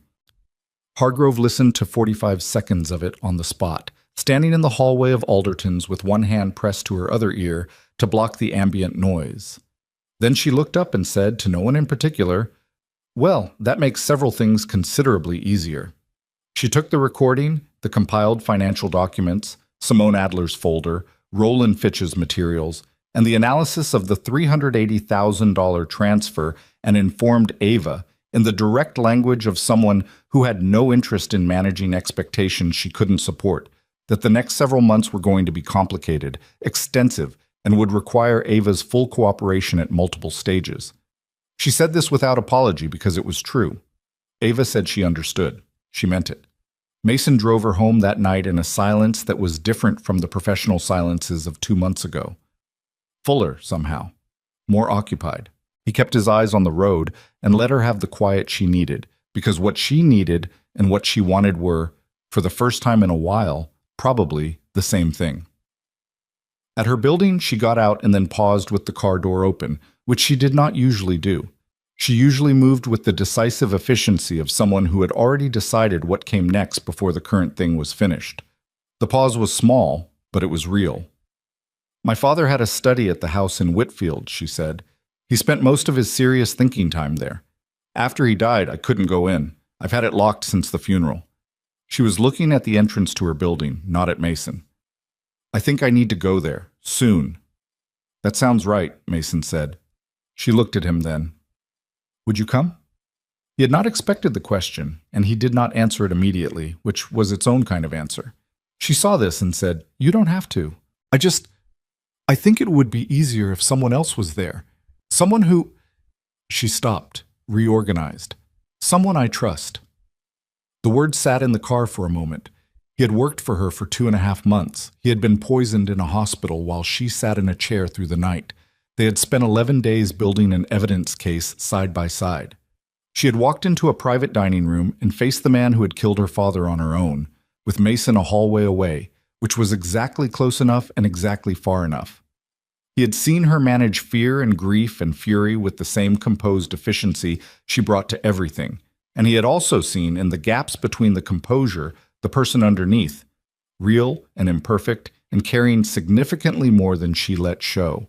Trust was not a small word. She was not a person who used it lightly. Yes, he said. I'll come. She nodded. She closed the car door and went inside. He sat for a moment in the empty street and then pulled away from the curb and drove home through the quiet city, thinking about the way the word trust had sounded in the enclosed space of the car, how it had not been accompanied by any of the usual softening language, how she had just said it straight, the way she said most things. The days that followed had the quality of aftermath, the particular atmosphere that settles over a situation once the acute thing is over and the sustained thing begins. It was not calm, exactly, but it was different. The urgency that had structured the last 3 weeks gave way to the slower, more demanding work of consequence and process. The federal investigation moved on its own timeline, which was the government's timeline, methodical and impersonal, designed for thoroughness rather than speed. Christine Hargrove's team spent the first week establishing the chain of custody for every piece of evidence and conducting their own independent verification of the financial documentation. They interviewed Roland Fitch. They interviewed Simone Adler, who had spent the 48 hours since their last meeting making additional copies of everything she owned and hiding them in 3 separate locations, which Hargrove's investigators found both endearing and professionally sound. They found Peter Halloway, the internal audit director who had suppressed Simone's reports. He hired a lawyer within 4 hours of being contacted and began cooperating within 48, which was the standard trajectory of a man who understood that his role had been significant enough to be prosecuted, but secondary enough that cooperation was his best available option. His testimony corroborated the timeline. It filled in gaps that the financial records alone could only suggest. The Channel Islands shell structure was pierced through an international legal assistance request that Hargrove filed on the first day, and that moved faster than such requests usually did, partly because the structure had appeared in 2 other investigations that the relevant authorities were happy to close. The Cayman Islands holding company took another week, but it resolved in the same direction. The $380,000 transfer connected, through 3 documented steps, to a private security contractor who had no criminal record and, when located in a city 400 miles away, declined to say anything at all. This was expected. What was less expected was that a search of his financial records produced a secondary connection, a subpayment, smaller, routed to a pharmaceutical contact, that Hargrove's team identified as the likely source of the compound that had been in Ava's champagne glass and that had ended up briefly in Mason's body instead. The compound was a synthetic cardiac agent.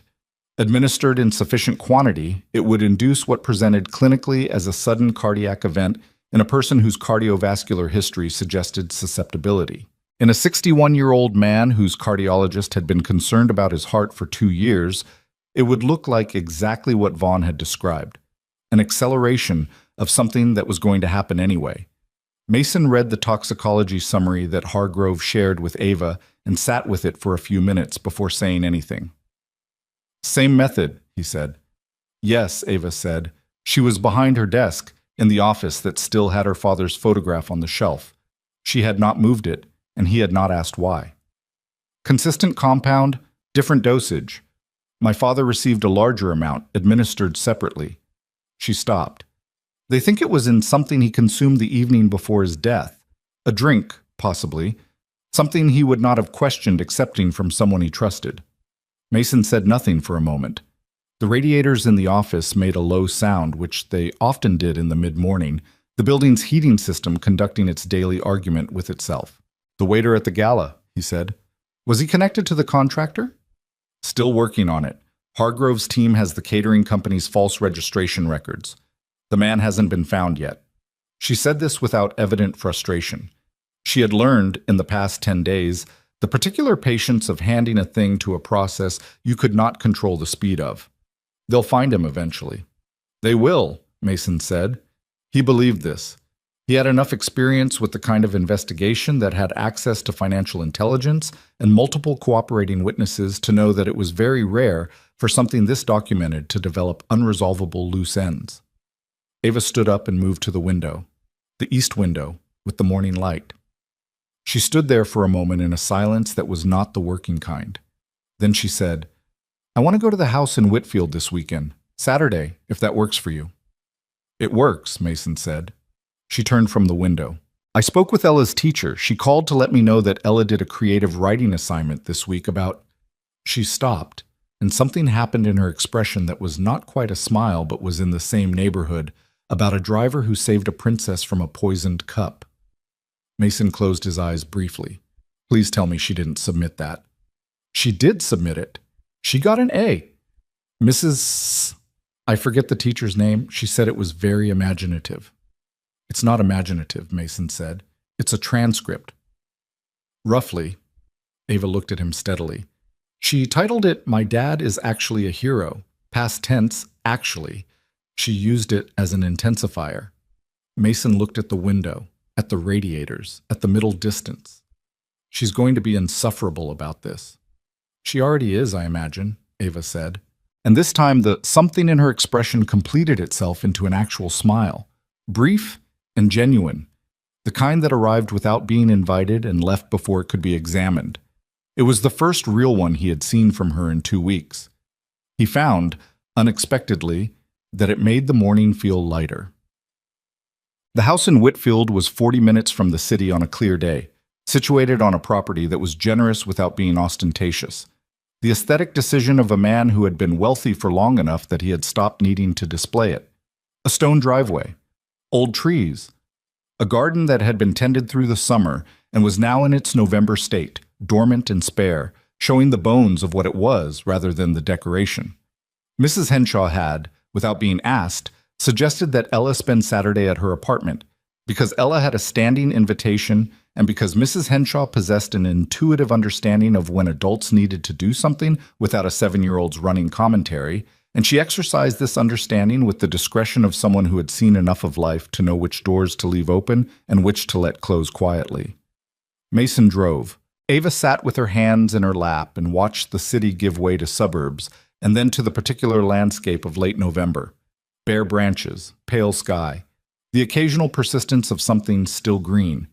She had been quiet since they left, but it was a different quiet than the professional ones, more personal. He did not try to fill it. The house had a caretaker who had been managing it since the funeral, a man named Garrett, who met them at the front door with the brief courtesy of someone who understood that this was not his moment and handed Ava the keys without ceremony. She thanked him, and he left. The house smelled like it had been closed up, that particular amalgamation of stale air and old wood, and the faint ghost of someone's habits. Coffee, maybe. The specific brand her father had favored. She stood in the entrance hall and breathed it in and did not move for a long moment. Mason stayed near the door. "It's the same," she said. Not to him exactly. To the house, maybe. To herself. "What did you expect?" "I don't know. Something to feel different." She moved down the hall, past framed photographs he didn't look at because they were hers to look at. He followed at a distance that gave her the space to be in the house without him crowding it. The study was at the back, overlooking the garden. She used the key Garrett had given her on the lock she had put on herself 4 months ago, the day after the funeral, when she hadn't been ready, and opened the door. The room was exactly what Mason would have expected from the other evidence of the man, organized, purposeful, with the comfortable disorder of genuine use rather than the curated clutter of display. Books that had been pulled and replaced and pulled again. A desk that had papers still on it, the papers of a man who had expected to return. A photograph on the wall of a much younger Richard Whitmore shaking hands with someone at what looked like a groundbreaking, grinning with the unselfconscious pleasure of someone who had not yet learned to manage his expressions for the camera. On the desk, between a stapler and a coffee mug holding pens, was a framed photograph of Ava at approximately 13, in the middle of what appeared to be a very serious chess game, frowning at the board with the concentration of someone who intended to win. She saw it and went still. Mason looked away from the desk.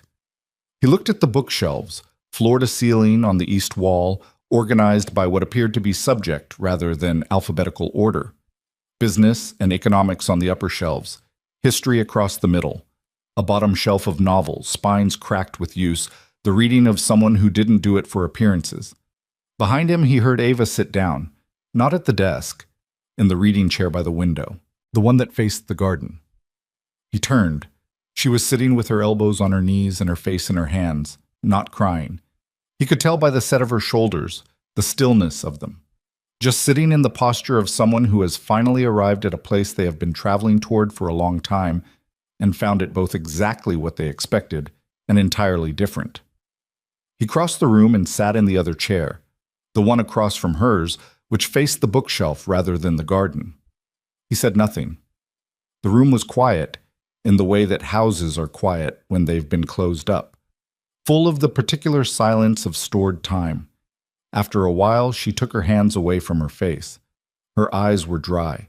She looked at the garden through the window, bare and honest in the November light, showing its structure without any softening. He knew he was in danger, she said. He was building the case. He gave Roland the documents. He called Simone. He was doing everything right, she paused. And it wasn't enough. He ran out of time, Mason said. Yes, she said it flatly. Not acceptance, exactly. Something rougher than that. The acknowledgement of a fact that she had not yet made peace with and might not for a long time. He ran out of time because the person he trusted most decided that his own financial comfort was worth more than my father's life. Mason said, "The case will be complete. Vaughn will be prosecuted. The full record of what happened will be established." "I know." She turned from the window. "It won't bring him back." "No," Mason said. "It won't." He did not try to make that better. It was not a thing that could be made better, and she did not need it to be.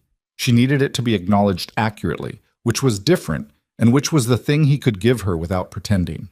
She looked at him for a moment. "You're not what I thought you were," she said. "When I hired you, what did you think I was?" "A driver." She said it without apology. "Good at your job, quiet, reliable. Someone I didn't need to think about because the logistics managed themselves." She glanced at the photograph of young Ava playing chess. "My father's lawyers handled the hire. I approved the background check. I didn't ask questions because I had other things to manage." "That's how most employment relationships work," Mason said. "I know, but..." She stopped, and he had learned enough of her rhythms by now to know that the stops were not hesitation, but selection. She was choosing between several things she could say and finding the right one. "You crossed a ballroom to save my life when you had every reason not to. You drove me to Roland Fitch's house 2 days after being discharged from the hospital. You called in professional favors to trace a financial transfer. You stood in a hallway at Alderton's for 45 minutes and then walked through a door at exactly the right moment." She looked at him steadily. "None of that is in the job description." "The job description was narrow," Mason said. "Why didn't you stay inside it?" He thought about this. The honest answer was not simple, and he had been avoiding examining it closely because close examination had a way of producing conclusions that rearranged things. But they were sitting in her father's study on a Saturday in November, and the distance he had maintained between this job and the professional habits of his previous life had already been fully compromised, and the question deserved something real. "I don't know how to watch a threat develop and not respond to it," he said. "I tried to leave that behind when I left the previous work. I thought I had, mostly." He paused. "And you?" He stopped. "And I?" she said quietly. "You're worth the effort," he said. It came out simpler than he'd intended, stripped of the qualifications he'd been reaching for. He watched her receive it, the slight shift in her expression, something opening that she did not immediately close. The house was very quiet around them. The garden through the window was still and gray and honest. Somewhere in the house, a pipe made the sound that old pipes make when the heat comes on, a clunk, and then a steady, comfortable hiss. "He would have liked you," Ava said. She looked at her father's desk, the coffee mug with the pens, the frowning photograph of 13-year-old Ava losing a chess game she had clearly not planned to lose. He had very specific opinions about people. He used to say you could tell more about a person from what they did when no one was watching than from anything they said when everyone was. She stopped. "You didn't know anyone was watching at the Hargrove Grand." "I knew you were there," Mason said. "I was the person you were saving. That doesn't count as watching." "No," he agreed. "I suppose it doesn't." She stood up from the chair, not abruptly, but with the movement of someone who has sat still long enough and needed to be in motion again. She went to the desk and stood in front of it, looking at the papers her father had left behind. She picked up the chess photograph, held it for a moment, set it back down. "I lost that game," she said. "He let me win the first 3 times we played. When I figured out he was doing it, I was furious. We didn't speak for 2 days. She traced the edge of the frame with one finger. Then he sat back down across from me and played his actual game. I lost in 11 moves. A pause. I didn't speak to him for another 2 days. Then I made him teach me everything he knew. Did you ever beat him? 3 times, legitimately. She picked up the photograph and placed it in her bag, carefully, the way you handle something you are taking responsibility for. I was going to beat him a 4th time the summer he died. We had a standing game every Sunday. I had him in 6 moves if he'd made the mistake I was setting up for. She looked at the bag. He probably saw it coming. He always saw things coming. The grief was present in the room now. Not overwhelming, but real. The kind that settles in when the person who has been carrying it finally gives it the space it's been asking for. It had a specific texture, different from the anger and the urgency that had organized the past 3 weeks. Slower, more personal. The grief not of a CEO whose company had been stolen from, but of a daughter who had been eating Sunday dinners with a man she loved and had not known there would be a last one. Mason gave it room. He sat in the chair and let her have the study without trying to move the moment along, because some moments needed to be fully occupied rather than transitioned out of. After a while, she said, "We should lock up." "When you're ready." She looked around the room one more time. The bookshelves, the desk, the garden. Whatever she was doing with that look was private, and he did not try to read it. Then she moved toward the door, and he followed. In the hallway, she stopped at one of the photographs he had not allowed himself to look at earlier. It showed a much younger Richard Whitmore holding an infant, both of them looking at the camera with the slightly dazed expression of people who have just been changed by something and haven't yet figured out how. The infant was looking slightly to the left of the lens, at something the camera hadn't captured.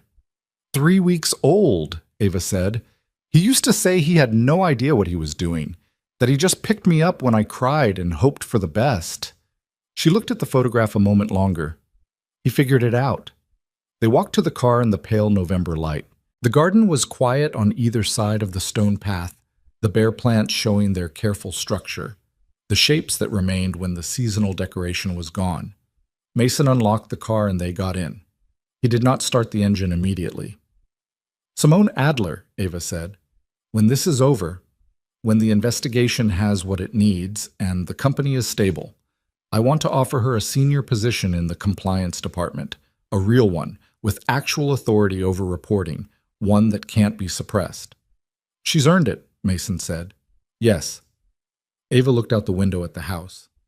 "And Roland Fitch deserves an acknowledgement, not just a private thank you, something formal. His name on the record as someone who did the right thing even when it was difficult and late." Mason started the engine. "What about Peter Halloway?" "His cooperation will be factored in by the prosecutors. That's their decision, not mine. But he won't be returning to the company." She said this without heat. Matter of fact, the decision of someone who has thought it through and reached a clean conclusion. There are going to be significant internal reforms, oversight structures that should have existed before, reporting channels that don't route through single points of failure. She was looking at the road now, the logic of it working itself out in her voice.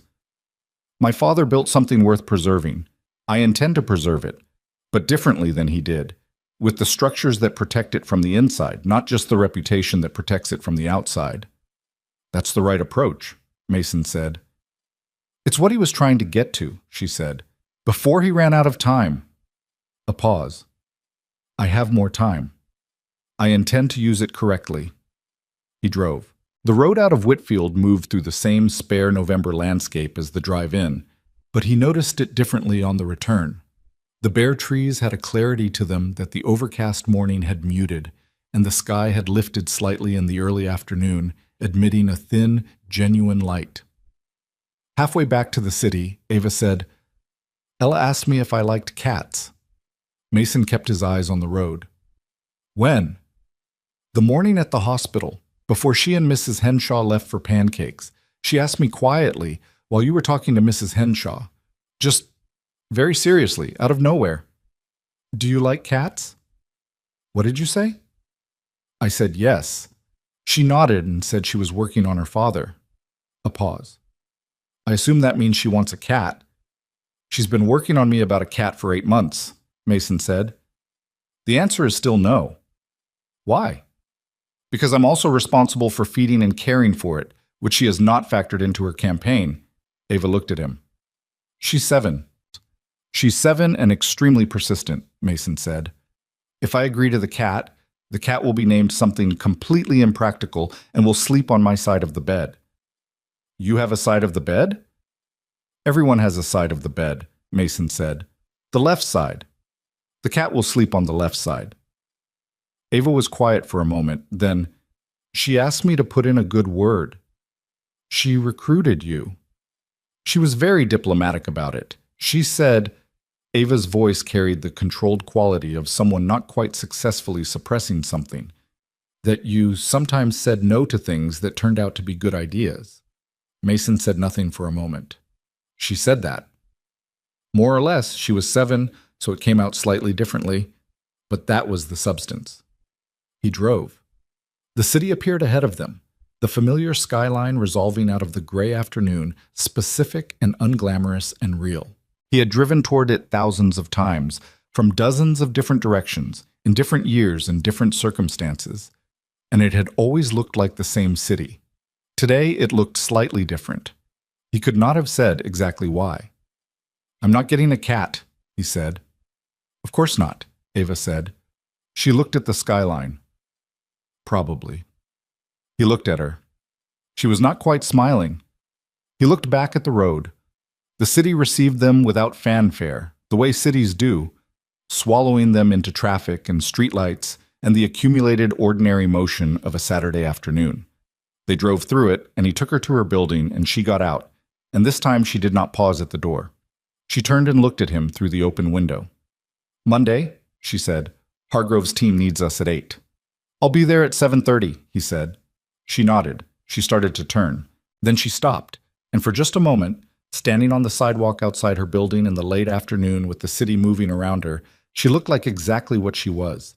A 30-year-old woman who had been through a great deal in a short time, was still standing, and was figuring out what came next with the same methodical determination she brought to everything.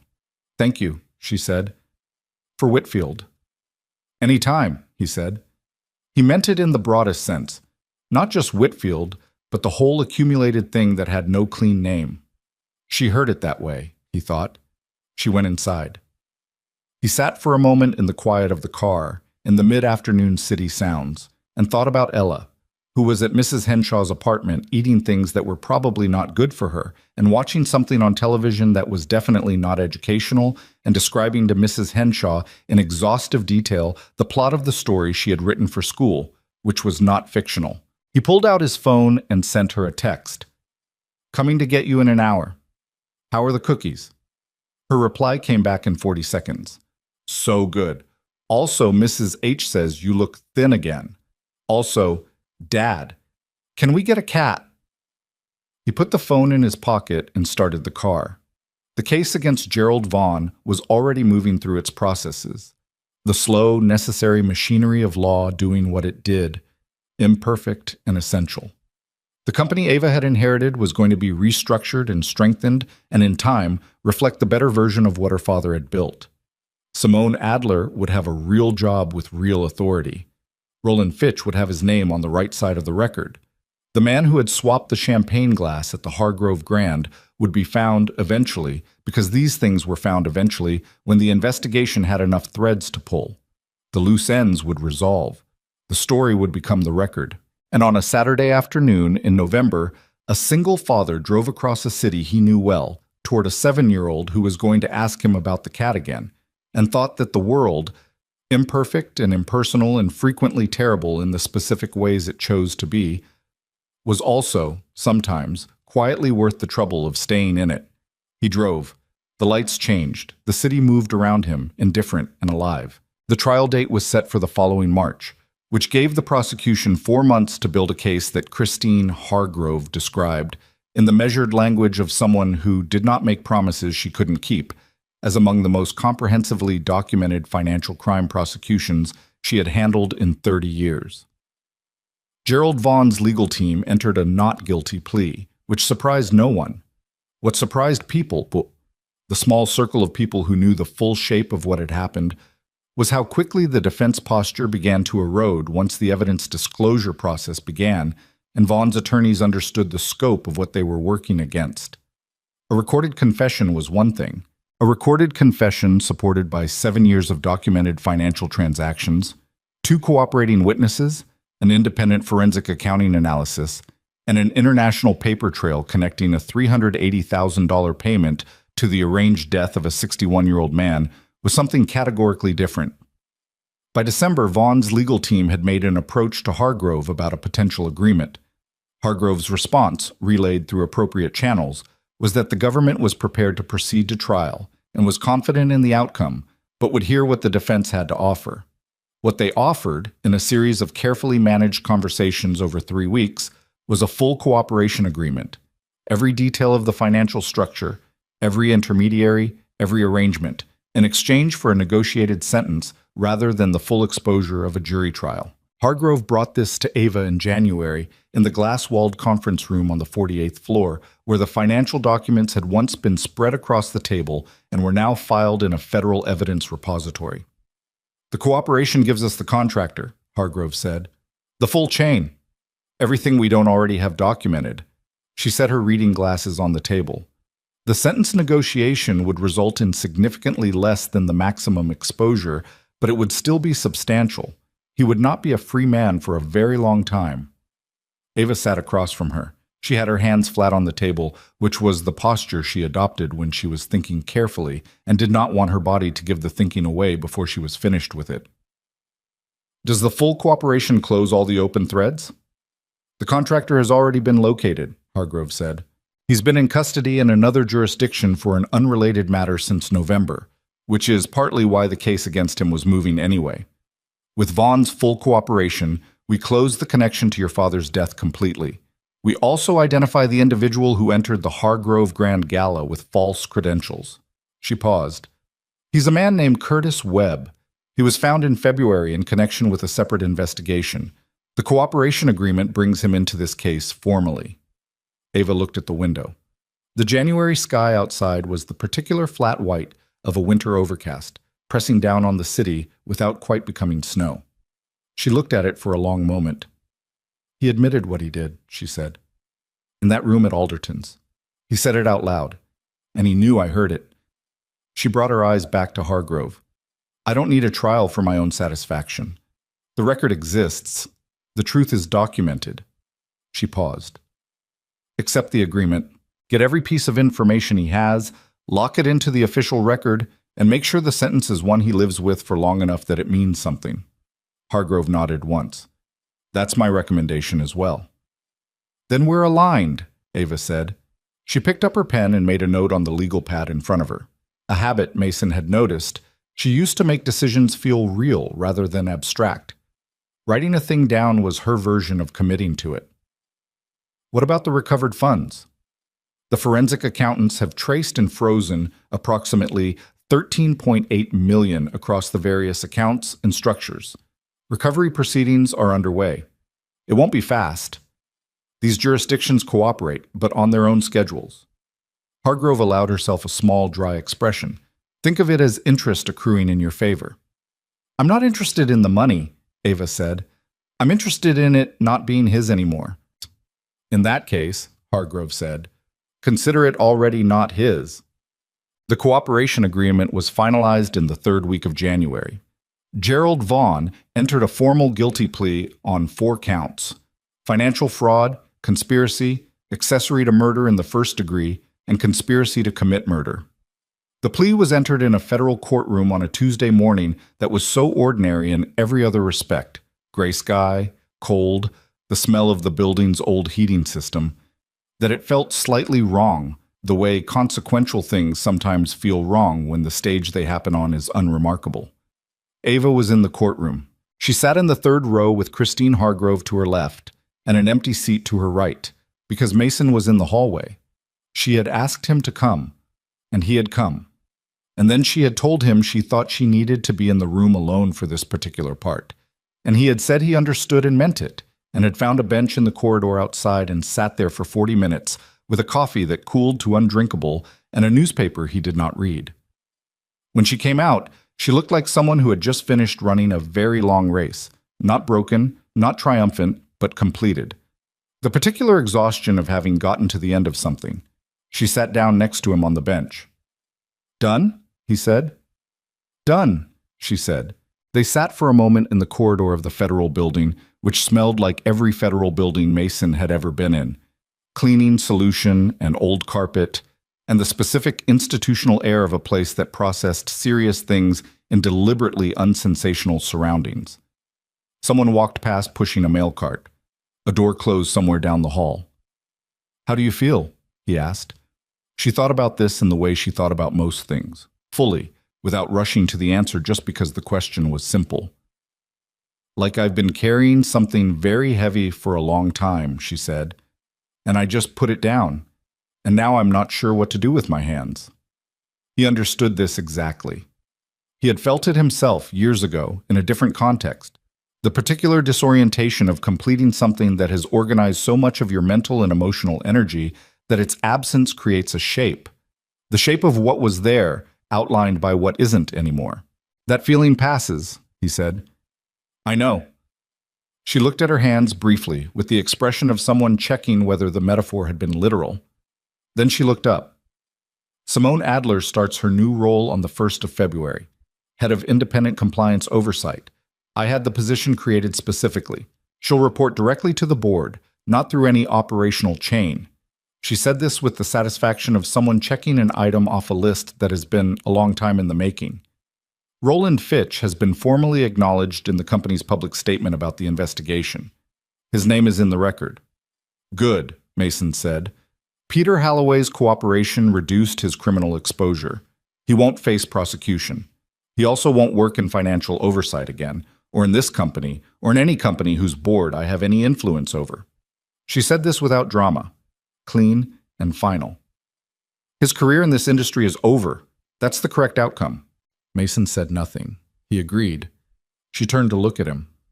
I want to talk to you about something.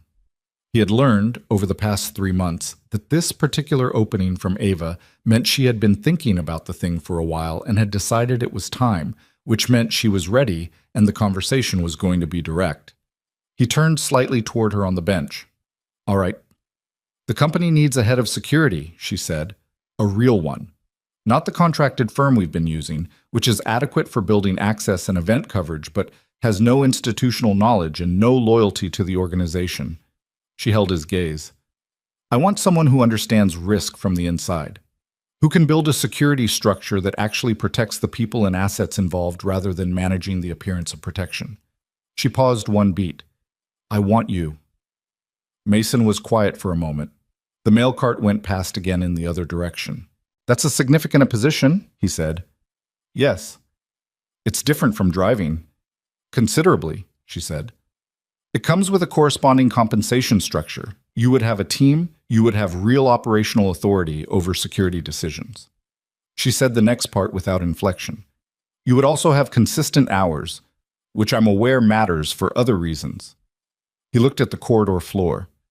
He thought about Ella, who was in school right now, probably in the middle of a math lesson she would describe to him tonight, with the particular mixture of competence and complaint that she brought to anything she was both good at and resistant to. He thought about the apartment and the school district and the park 3 blocks away.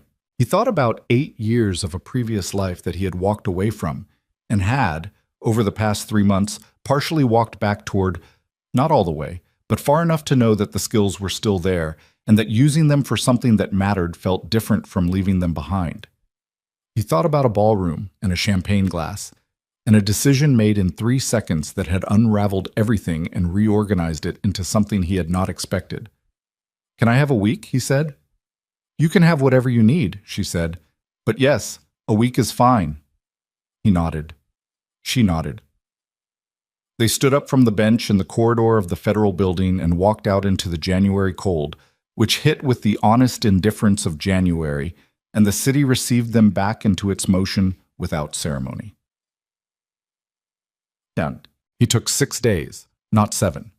He spent the first 2 days simply carrying the question around without trying to answer it, which was how he made decisions that mattered, not by deliberating continuously, but by letting the question exist alongside ordinary life and seeing what it looked like in different contexts. He thought about it while driving Ella to school. He thought about it while buying groceries and while running on Saturday morning and while watching Ella draw at the kitchen table on Sunday afternoon, her tongue between her teeth in concentration, producing a horse that was technically incorrect in every proportion and entirely recognizable as a horse. On the 3rd day, he called Dana Priest in Washington. She was in a meeting but called him back in 20 minutes, which told him that she had seen the caller ID and made a decision about priorities. "The Whitmore case," she said, by way of greeting. "It's resolved," he said. "I saw. Guilty plea. Full cooperation." A pause. "You did good work, Mason." "I had help," he said. "That's usually how it goes." Another pause. "You calling to tell me that, or is there something else?" "I've been offered a position," he said, "head of security for a major corporation, building the structure from scratch." Dana was quiet for a moment. "Is this the same corporation?" "Yes." "And the offer is from—" "Yes." A longer pause. He could hear her thinking through the phone, or rather, he could hear the quality of silence that meant she was thinking and choosing her words with the care she brought to most things. "How do you feel about it?" "I don't know yet," he said. "That's partly why I'm calling. What does Ella think?" "I haven't told her the specifics." "Mason." Dana's voice had the specific tone she used when she thought he was making a mistake that she intended to correct without telling him directly what the correction was. "You left the previous work because Ella needed you present. That was the right call. This sounds like it would keep you present and also use what you're actually good at, with stable hours, for an organization you've already proven you're willing to risk your life for." A pause. "What exactly is the question?" He thought about this. Whether it changes something that doesn't need to be changed. What doesn't need to be changed? He didn't answer immediately. Dana waited him out, which she was good at. "There's a version of this," he said finally, "where taking the job means something beyond the job. And I'm not sure I know how to navigate that." Dana was quiet for a moment. Then, "Mason, you kissed your employer in front of 500 people to save her life and nearly died from it. I think whatever is or isn't navigable between you two, you're already past the professional boundary you're worried about crossing." He was quiet for a moment. "That's a fair point." "I make fair points," she said. "Take the job. Take care of Ella. And don't overthink the rest of it. It'll sort itself out or it won't.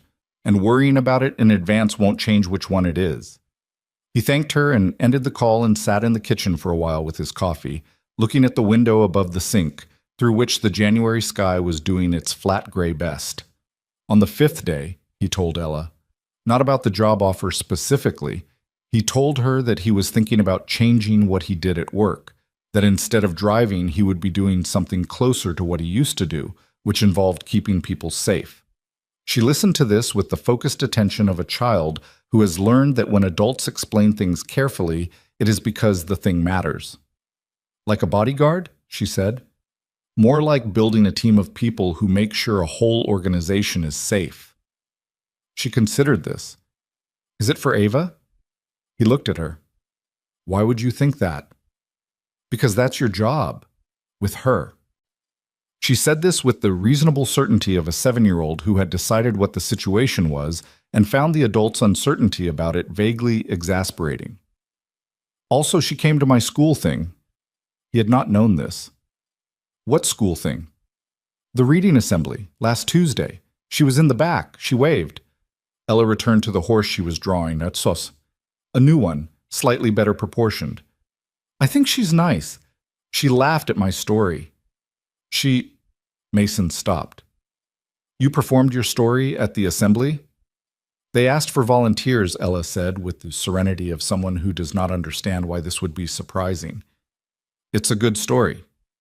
He thought about Ava standing in the back of a second-grade reading assembly on a Tuesday afternoon, watching a 7-year-old read a story about a driver who saved a princess from a poisoned cup, and waving. He thought about the kind of person who does that. Not as a gesture, not because it was noticed, but because she had heard about the assembly and showed up.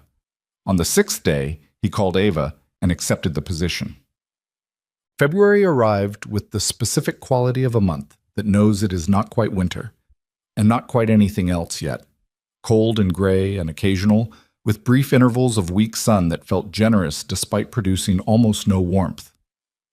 The city moved through it with the patient resignation of people who have been through enough Februaries to know that the enduring of it is most of the work. Mason started the new position on the first Monday of the month. He spent the first 2 weeks in assessment mode, walking the building's current security infrastructure with the attention of someone looking for the gap between how a thing presents and how it actually functions. He found several. He documented them without drama and began the process of addressing them systematically, hiring 2 additional personnel, restructuring the access protocols for the executive floor, and establishing the independent reporting lines that bypassed the operational chain entirely. It was work he was good at, not in the performing for an audience way, but in the quieter way of someone who understands a problem and knows how to disassemble it correctly. He came home at reasonable hours. He drove Ella to school in the mornings and was there to pick her up most afternoons. And the rhythm of it, the school, the work, the apartment, the particular recurring texture of a life organized around a child's schedule, felt steadier than it had in months. Ella noticed. She did not say so directly, because she was 7 and direct emotional observation was not her primary language, but she started leaving her drawings on the kitchen counter for him to find, which she did when she was happy. A habit she had developed so gradually that he had not noticed it until Mrs. Henshaw pointed it out once, and he had thought about it for a while afterward. Simone Adler, in her new role, turned out to be exactly what Roland Fitch's description of her had suggested, a person who was either very brave or didn't understand how dangerous the situation was, and who, when the danger was removed, redirected all of that same energy into building the oversight structures with the methodical determination of someone who had been trying to build them for 6 years and was finally in a room where the doors weren't being closed on her. She and Mason developed a working relationship built on mutual recognition, 2 people who had been trying to do the right thing in an environment designed to make that difficult, and who were now, improbably, in a position to make the environment different. Your father's instincts about people were good, Mason told Ava in March, after a joint meeting with Simone about the new compliance reporting protocols. Ava looked up from the document she was reading. He chose Gerald Vaughn. He trusted someone who was trustworthy for 20 years and then changed, Mason said. That's different from bad instincts about people. That's the specific difficulty of the way people can change slowly in ways that don't show until they do. She looked at him for a moment. That's more generous than I've been able to be about it. You're allowed to be less generous. He was your father. She returned to the document. But something in her posture had eased, fractionally, the way it did when a thing she had been holding tightly was given a slightly different shape and turned out to fit better that way. The trial, the sentencing phase of the cooperation agreement, took place in late March, in the same federal courtroom where the guilty plea had been entered. The proceedings were, by design, procedural rather than dramatic. The documentation of sentence, the formal entry of the cooperation record, the closing of the official case. Gerald Vaughn appeared in a suit that fit differently than it had at Alderton's. Some quality of carriage had gone out of him in the months between, the particular posture of a man who has been powerful for so long that the power had become structural, and without it the structure was visible in its absence. He looked older. He looked, Mason thought, like what he was, a man who had made a calculation about what he was worth and had been wrong about the math. The sentence was 22 years. With the cooperation agreement, it was subject to review at the 14-year mark. He would be 77 years old at the earliest possible release. Ava heard the sentence read and sat with it for a moment without moving. Then she gathered her things and stood up and walked out of the courtroom into the corridor, where Mason was waiting on the same bench they had sat on in January. She sat down. 22 years, she said. Yes. She was quiet for a moment. Outside, the courthouse's high windows let in a pale March light that was noticeably different from the January kind. Still thin, but with something behind it now, the particular quality of light that carries the suggestion of the season ahead. It won't feel like enough eventually, she said. I know that. Some part of me will always think it's not enough. She looked at her hands. But it's what the law provides. And the law is how we do this so that it means something beyond personal satisfaction. Your father would agree with that, Mason said. Yes. Something moved across her face. He was infuriatingly principled about the rule of law, even when it frustrated him. She paused. Especially then, actually. They sat for a moment in the corridor's institutional quiet. The recovered funds, Ava said. 13.8 million, when the recovery proceedings complete. I've decided what to do with it. But, She had the look she got when she had been thinking about something for a long time, and was finally saying it out loud. A foundation, in my father's name, focused on financial transparency and corporate accountability, funding independent oversight research, supporting whistleblowers who need legal resources, providing the kind of structural support that someone like Simone Adler shouldn't have had to manage alone for 6 years. She paused. It turns the money into something he would have wanted to exist. Mason thought about this. About a man who had done manual ledger reviews because he believed the numbers told you things the summaries hid. About a man who had built something over 30 years and been killed for refusing to compromise it. About the specific kind of principled stubbornness that was, depending on your position, either the most admirable or the most inconvenient quality a person could have. That's exactly right, Mason said. That's exactly what to do with it. Ava looked at him. Something in her expression was open in a way that she was no longer trying to manage. Over the past 4 months, the careful distance she had maintained, the professional architecture of employer and employee, the efficient courtesy that kept things ordered, had been gradually, incrementally, and largely unavoidably dismantled. Not all at once. Not with any single dramatic moment. Just through the accumulated weight of shared difficulty and honest conversation and the specific intimacy of two people who had been through something real together and had stopped pretending they were still strangers. Can I ask you something? She said. Yes, he said. When you saw the waiter at the Hargrove Grand, when you realized what was happening, were you afraid? He thought about this honestly. Not in the moment. The moment was too immediate for fear. It was afterward, in the car, when the symptoms were clear and I understood what I'd taken in. He paused. I thought about Ella. That was what I was afraid of. Not for myself, but for her. That she'd lose another parent. Ava was quiet. What did that feel like? Like the clearest possible reminder of what matters, he said, which is sometimes what fear is useful for. She looked at him for a long moment. The direct measuring look she had turned on the financial documents in those first days, the same focus applied to something that required different instruments. You matter, she said, not because of what you did at the gala, because of who you are when nobody's watching. She said it simply, without building up to it. I want you to know that I see that. The courthouse corridor was quiet around them. The March light came through the high windows and fell across the old floor in rectangles that would move slowly through the afternoon. Somewhere in the building, a door opened and closed. The mail cart did not appear. Mason looked at her. He thought about clean lines and the ways they stopped being enough. He thought about the version of himself that had built a careful, bounded life, and the version that was sitting on a bench in a federal courthouse, having apparently crossed every boundary he had set for himself so thoroughly that the original boundaries were no longer visible from here. He thought that this was, on balance, not a bad place to end up. "I know," he said. It was not a declaration. It was not the beginning of a speech. It was just two words, said with the steadiness of someone who meant them completely and did not need to elaborate them into something more than they were. She heard them exactly right. 3 weeks later, on a Saturday in early April, Ava came for dinner. Not a planned dinner, not an organized occasion. Ella had demanded it, in the direct manner of a child who has decided what she wants and sees no compelling reason why the adults around her should not arrange it. She had been lobbying for it, in escalating terms, since February, and Mason had been managing the lobbying with the techniques available to him, which were limited, because Ella's techniques were fundamentally better than his, and she had the advantage of time and persistence on her side. The dinner was pasta, because Ella had insisted on cooking and pasta was within her competency, with supervision.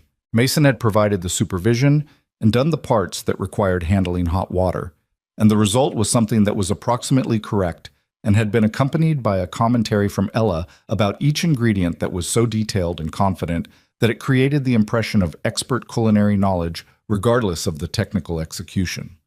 Ava arrived at 6:30 with a bottle of good wine for Mason and a book about horses for Ella, which was received with the particular reverence that Ella reserved for things that confirmed her deepest interests. She sat at the kitchen table while Mason finished the sauce, and Ella explained to her at length the various reasons why horses were superior to other animals, a topic on which she had developed sophisticated positions over several years of dedicated thought. "They're very fast," Ella said, "but that's not the main reason." "What's the main reason?" Ava asked. She was paying full attention, not the polite attention of an adult managing a child's conversation, but genuine focus, the kind that Ella, with her fine-tuned radar for these things, recognized and responded to. "They remember things," Ella said, "like forever. If you're kind to a horse, they remember. And if someone is bad to them, they remember that too." She considered this. "I think that's important. Remembering." "I think so too," Ava said. Ella looked at her with the evaluating eye she occasionally turned on people when she was deciding something.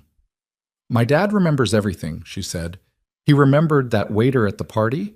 He noticed him and remembered, and that's why he—" She glanced at Mason. "Saved the day." "He did save the day," Ava said.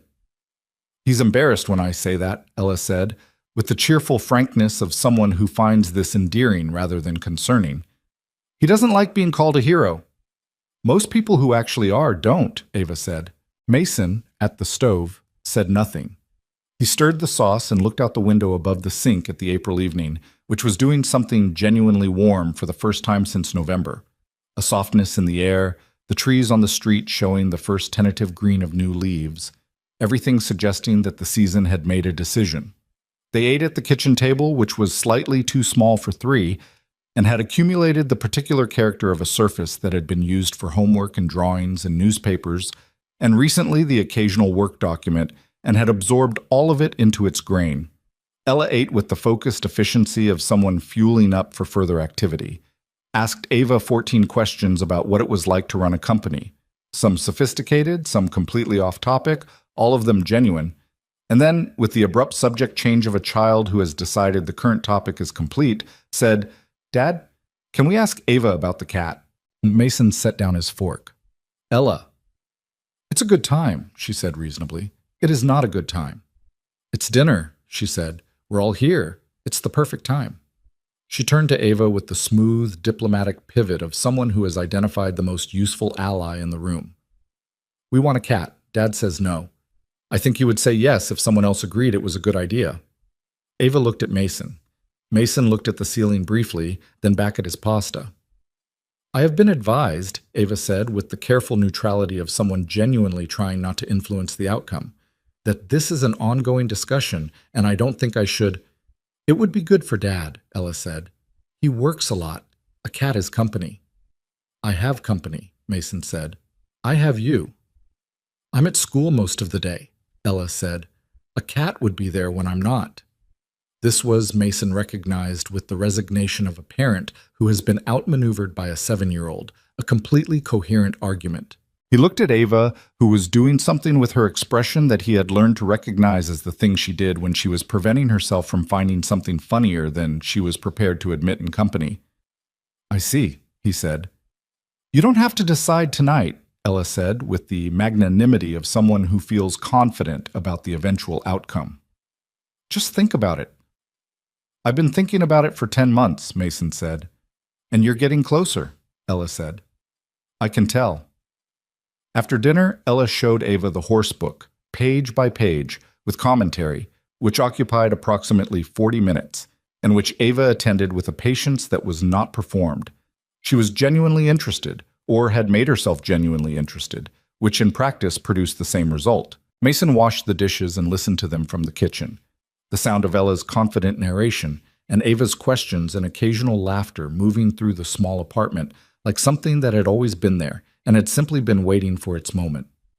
At 8:30, Ella went to bed with the horse book and the specific negotiated arrangement of exactly 15 minutes of reading before lights out, which Mason enforced with the reliable consistency that she both resisted and, he suspected, depended on.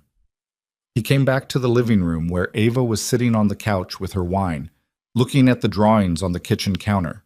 The horses, the latest one, and a drawing from last week that showed 3 figures of varying heights, done in the unself-conscious style of a child who draws what she means rather than what she can technically achieve. The 3 figures had, respectively, dark curly hair, dark straight hair, and small round ears that were apparently a cat. "She's already decided," Ava said. "She decided 6 months ago," Mason said. He sat in the chair across from the couch, the one that faced the window. "She's just been executing the strategy." "Smart kid." "Terrifyingly," he said. He meant it entirely as a compliment. Ava looked at the drawings for a moment. Then she looked at him. The apartment was quiet, Ella's room closed, the April evening settling into full dark outside the window with the soft quality of a season that has finally committed. "I want to say something," she said, "and I want to say it clearly, not sideways." He waited. "I'm aware that the last 4 months have been professionally complex," she said, "and I'm aware that you are employed by me, which creates a dynamic that reasonable people would say requires caution. I'm not ignoring that." She held his gaze. "But I've been ignoring a lot of other things, and I've been doing it deliberately because it was simpler, and I'm not sure simple is what I want anymore." The window was showing the first stars of the April evening, faint and early, not yet confident. The street below was quiet. Somewhere in the building, a door closed. "What do you want?" Mason said. She looked at him with the directness that was her most essential quality, the thing that had been there from the beginning, even through all the professional architecture she had built around it. "I want to not pretend that what's here isn't here," she said. "I want to see what it is. Honestly, without either of us managing it into something more comfortable." Mason thought about Dana Priest on the phone, saying you're already past the professional boundary you're worried about crossing. He thought about Ella's drawing, 3 figures and a cat, arranged on the kitchen counter with the confident certainty of a 7-year-old who has already worked out the ending. He thought about a ballroom 4 months ago, and a decision made in 3 seconds and everything that had followed from it, the long chain of consequence and trust and honest conversation that had led to this apartment on an April evening with the wine and the drawings and the stars coming up outside the window. He thought that there was a version of himself, the version from 5 months ago, who would have said something careful here. Who would have found the right professional language to redirect the moment without closing it? Who would have protected the clean lines he had built, because clean lines were what kept everything ordered and safe? He thought that version of himself had been both right and wrong, in the specific way that protective habits are, built for real reasons, maintained past their necessity. "I'm not pretending," he said. "I haven't been for a while." She looked at him. Something in her expression settled into a different kind of quiet, not the careful quiet of managed composure, but the simpler quiet of someone who has said a hard thing and been heard clearly and is letting that be enough for now. She did not reach across the space between the chair and the couch. He did not move from the chair. The evening was new, and the beginning of things is not the same as the middle, and they were both people who understood the difference between a first step and an arrival. But the space between them was different than it had been. Acknowledged. Real. The kind of space that two people who have both been through enough to know the value of honesty can sit in without needing to collapse it before it's ready. "The foundation," she said after a while. "The one in my father's name. I've been thinking about the board structure. I want people on it who understand what real oversight means from the inside, not just the theory of it." She looked at him. "Will you consider being on the board?" He looked at her. "That's a very calculated change of subject." "Yes," she said, without apology. He thought about it. "I'll consider it." "Good." She set down her wine glass. "It'll give us a reason to argue about things other than work." "Do we argue about work?" "You told me last Tuesday that my security assessment timeline for the Singapore office was 2 weeks too optimistic." "It was." "It was," she agreed. "But the way you said it was direct," he said. "Direct," she agreed. "We argue about work." He thought about this and found, to his mild surprise, that this was one of his favorite things about how they functioned. Not the arguing exactly, but the fact that neither of them softened things into shapes that were easier to manage at the expense of being accurate. It was, in the cold and practical view, the basis on which everything else was built. She stood up to leave at 9:15, which was not late but was later than he had expected, and she got her coat from the hook by the door, and he walked her to the door in the way of someone who has been through enough with another person that the ordinary gestures of hospitality carry more weight than they do between strangers. At the door, she stopped. "Tell Ella I like the pasta." "She'll want that in writing," he said. "I'll send a formal letter," Ava said. A pause. "And tell her—" She stopped, and the pause had a different quality than the one she used for selecting words. This one slightly less managed, slightly more human. That the 3-figure drawing on the counter is very good. The proportions on the middle figure are accurate. The middle figure was Ava. He had not told her that. She had figured it out herself, which was, he thought, characteristic. "I'll tell her," he said. She left. He stood in the open doorway for a moment and listened to her footsteps on the stairs and the sound of the building's front door opening and closing, and then the quiet that followed. He closed his own door and stood in the apartment in the silence that the evening had become. Ella was asleep in her room with the horse book. The drawings were on the kitchen counter. The wine glasses were on the coffee table, 2 of them, one empty and one with a small amount left. The window showed the April night, fully dark now, with the city's ambient light turning the sky that particular amber that city skies turn, and the first real stars visible in the clearer patches above. People ask sometimes what it means to be saved. They expect the answer to be a single moment. Dramatic, clear, the kind you can point to. The night at the Hargrove Grand had been that kind of moment, or at least it had looked like one from the outside. One person sees a danger and crosses a room and does a thing that costs them something, and another person doesn't drink what would have killed them. But that's only the beginning of what saving actually looks like. The real saving happened slower. It happened in an 11-day investigation at a conference table. It happened in a hospital corridor and a study in Whitfield and a courthouse bench in January.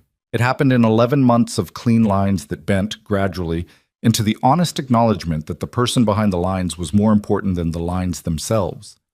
A man who had learned to make himself invisible discovered that the right person could see him anyway. A woman who had been taught that strength meant carrying everything alone discovered that trust was not a weakness, but a different kind of structure. One that held more weight, not less, because it was shared. And a 7-year-old who drew 3 figures and a cat on a piece of paper with the quiet confidence of someone who had already decided what the future looked like was not wrong about the proportions. Mason turned off the kitchen light. He checked the front door. He stood for a moment in the small, specific, imperfect space of his life. The apartment that was too small for 2 people and had been made to work. The park 3 blocks away. The school district. The drawings on the counter. The stars outside the window. And thought that this was, in every way that mattered, enough. More than enough. He went to bed. The city continued its ordinary, indifferent, necessary work outside. The April night did what April nights do. Move toward morning, carrying everything that had happened in it toward the new day, where it would still be true, but lighter. The way things that have been resolved feel lighter, not because they weigh less, but because you are no longer alone in carrying them. That, in the end, is the only rescue that matters. Not the dramatic crossing of a ballroom, but the slower, harder, more valuable kind. The kind where two people look at each other clearly, without managing what they see, and choose to stay in the room.